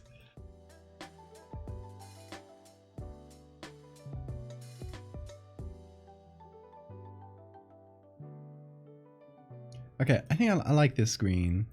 This cold green. It goes pretty well with the orange. Makes for a good combo. Anyway, I should sign this. How the hell do I sign this? There's barely any spots to do so. Like on the shirt button. If the image was longer, like I had more of the shirt, I could put it on the breast here, but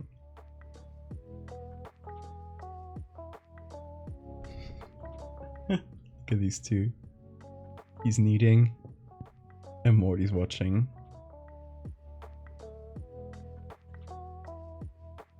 Sick facial tat. Yeah.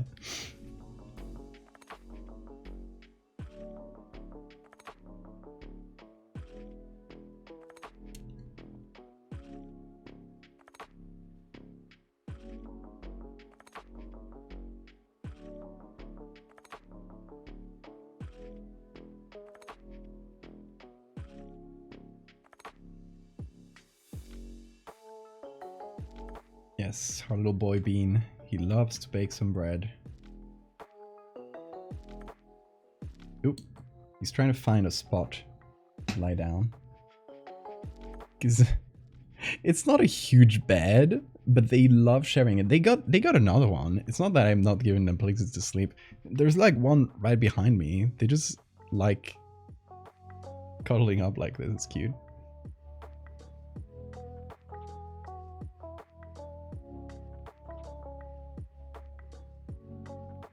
Oh, Morty's like, I've had enough. Get out of my turf. Oh, no, just repositioning. He's like, he's been pushed to the corner. Like, help, help. Hey Morty, are you comfy there? Are you comfortable? You sure you're okay?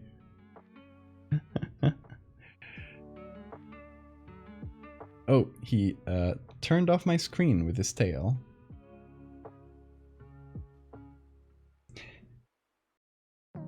He's trying to bite the tail. Oh, it's telling me PSB? No. Why PSB? It means there's like a really big layer. That's maybe this fungus.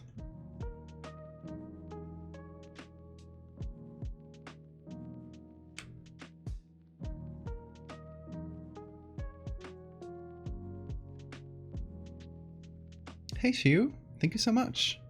I really appreciate that.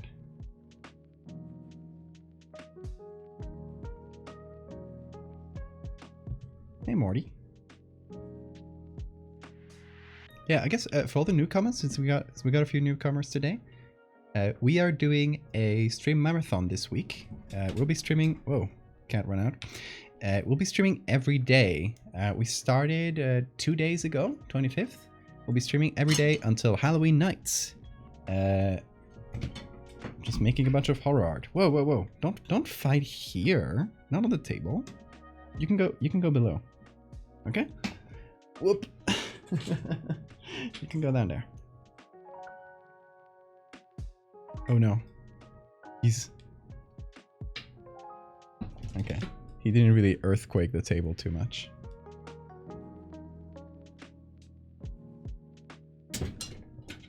Uh-oh. They really want to play on top of the table.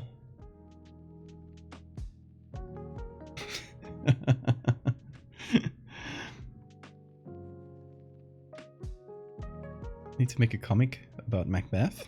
Is this like a class assignment or something?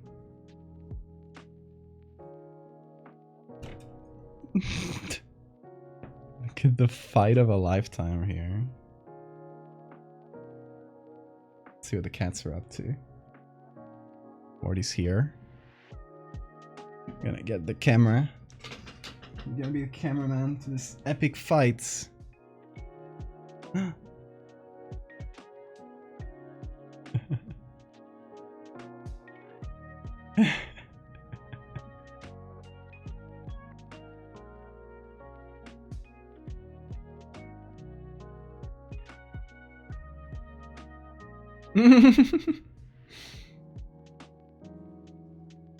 That's his favorite toy.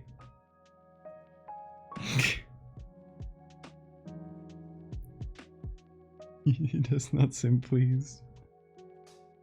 He'll be fine.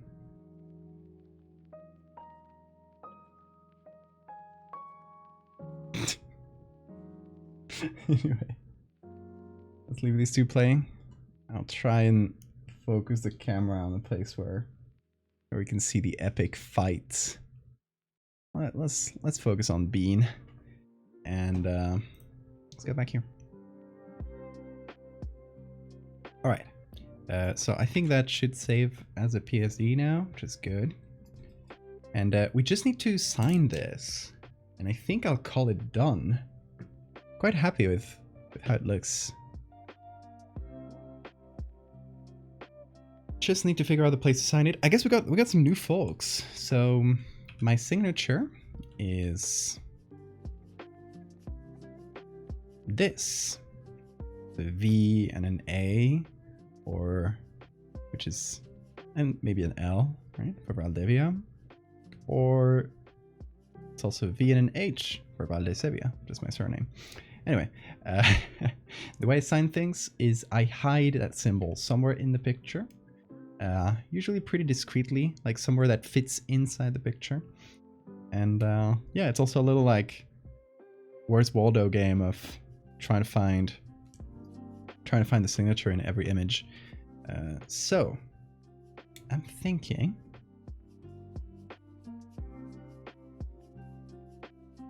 I have an idea. I have an evil idea. You see this reflection here? What if, hear me out, what if that reflection was my signature?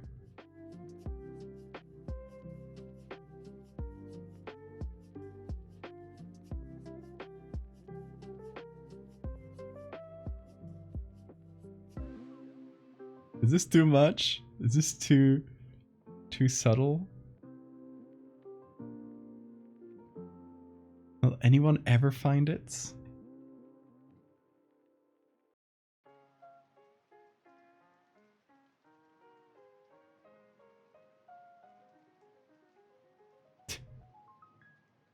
What a fun game you guys play, little kitties.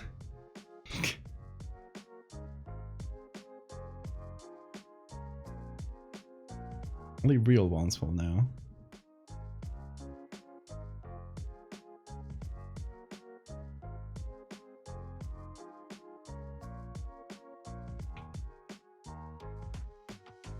The line needs to be lower.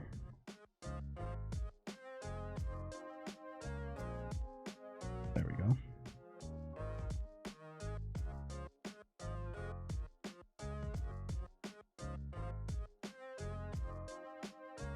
Way better.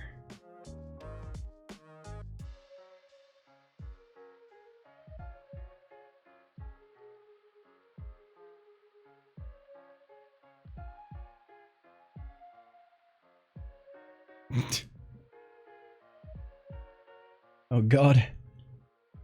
They're going at it. Fighting. Hey Bean, release that. No, you can't play with the curtains. They're not yours, nor mine.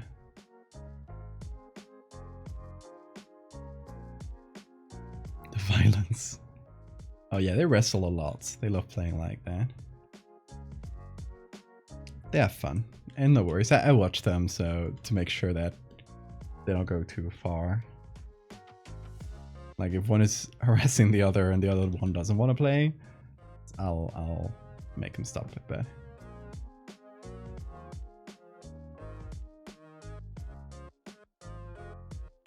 He's back to watching the tail.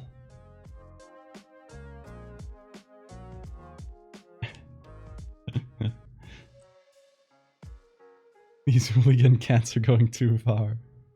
Someone needs to stop them.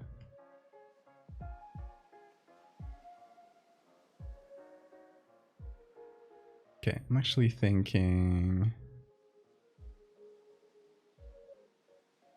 I'll take this and put it under. Oh, you can see the difference in noise.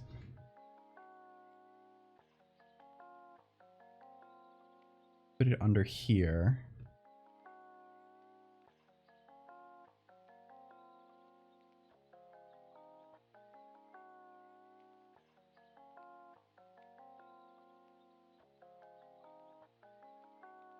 There we go. And I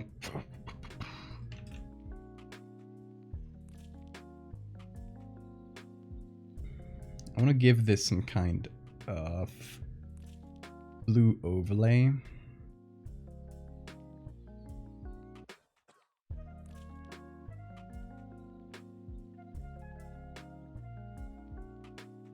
Hey. Don't bite too hard, Morty. Careful. Thank you, Willow, for the follow. He's going for the ears.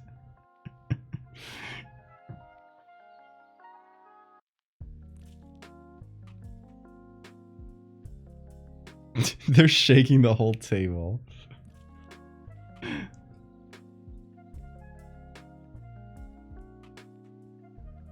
Kids, at this rate, I'm gonna kick you out of the table. Okay, there we go.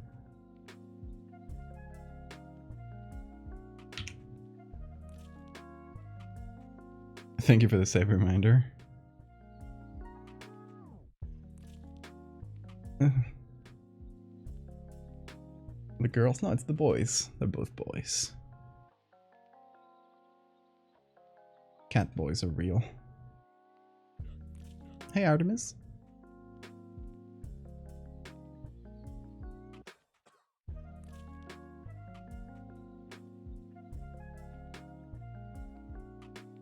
Your battery's dying? Oh no. Bye, Shio.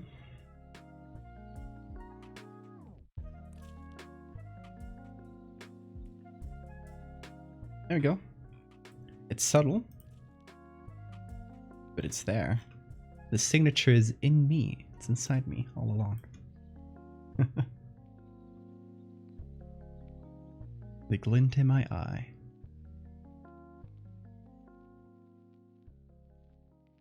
Anyway, I'd call this done. What do y'all think?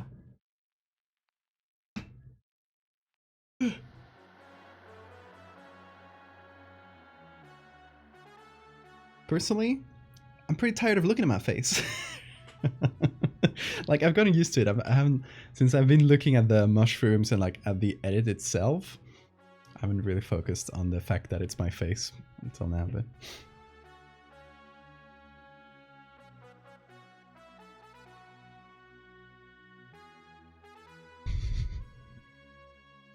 Hate my face. No, I don't hate it. I like my face. What you assume?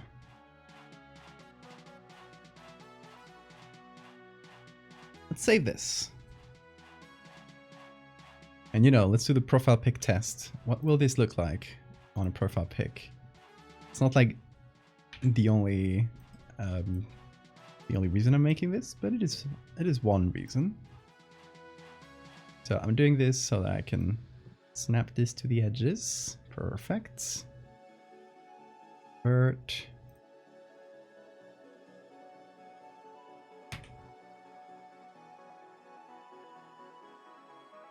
So this is the circle view, and we make it small. Still works, even small. Still has a readable silhouette, so that's good.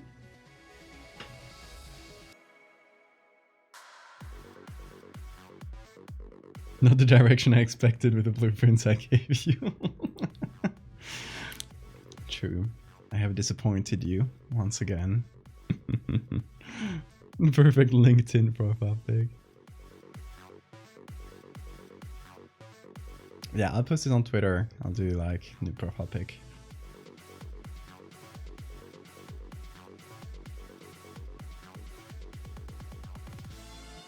Might do some changes below because I always keep changing things. I just noticed that, for example, the center of this mushroom would look better if it was dark. I'm gonna just do that quick change here.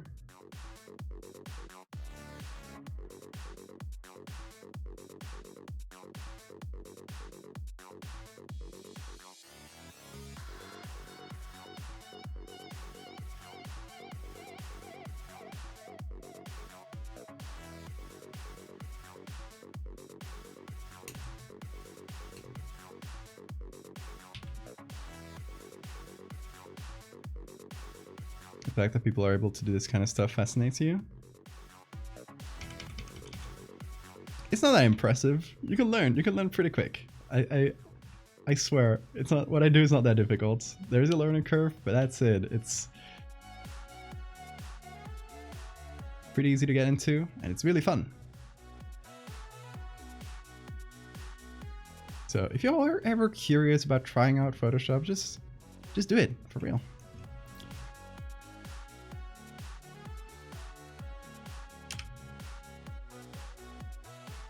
You don't know how it works? That's it. That's a learning curve, but it's you can start doing pretty cool things with just the bare bones knowledge. You I always say that you can basically do like 70% of all the things you set out to do with like about 30% of the knowledge. You don't need to be an expert to be doing something like this. Like maybe you don't have this, you won't have like some of the more specific, more difficult, more advanced tools and stuff I'm using, but you can still make something really similar to this. And if you're broke, I've heard, been hearing out there, be careful with that. Been hearing some evil people are distributing free copies of Photoshop around the internet.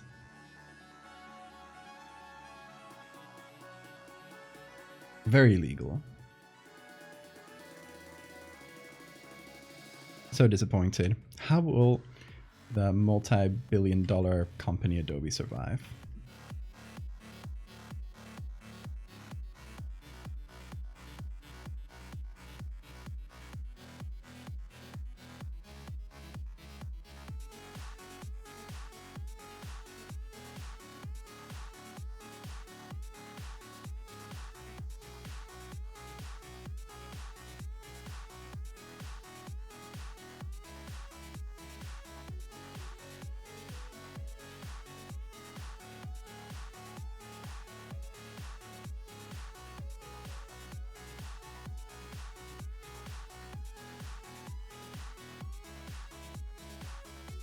All right, I'm just like doing little tweaks, then applying the changes, and then going back and doing more tweaks because I don't know, I'm like that.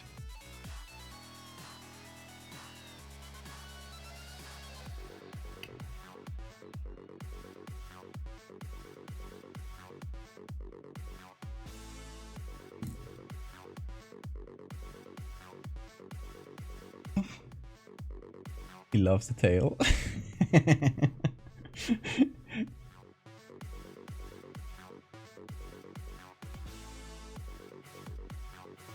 Morty's just like moving his tail around, teasing him.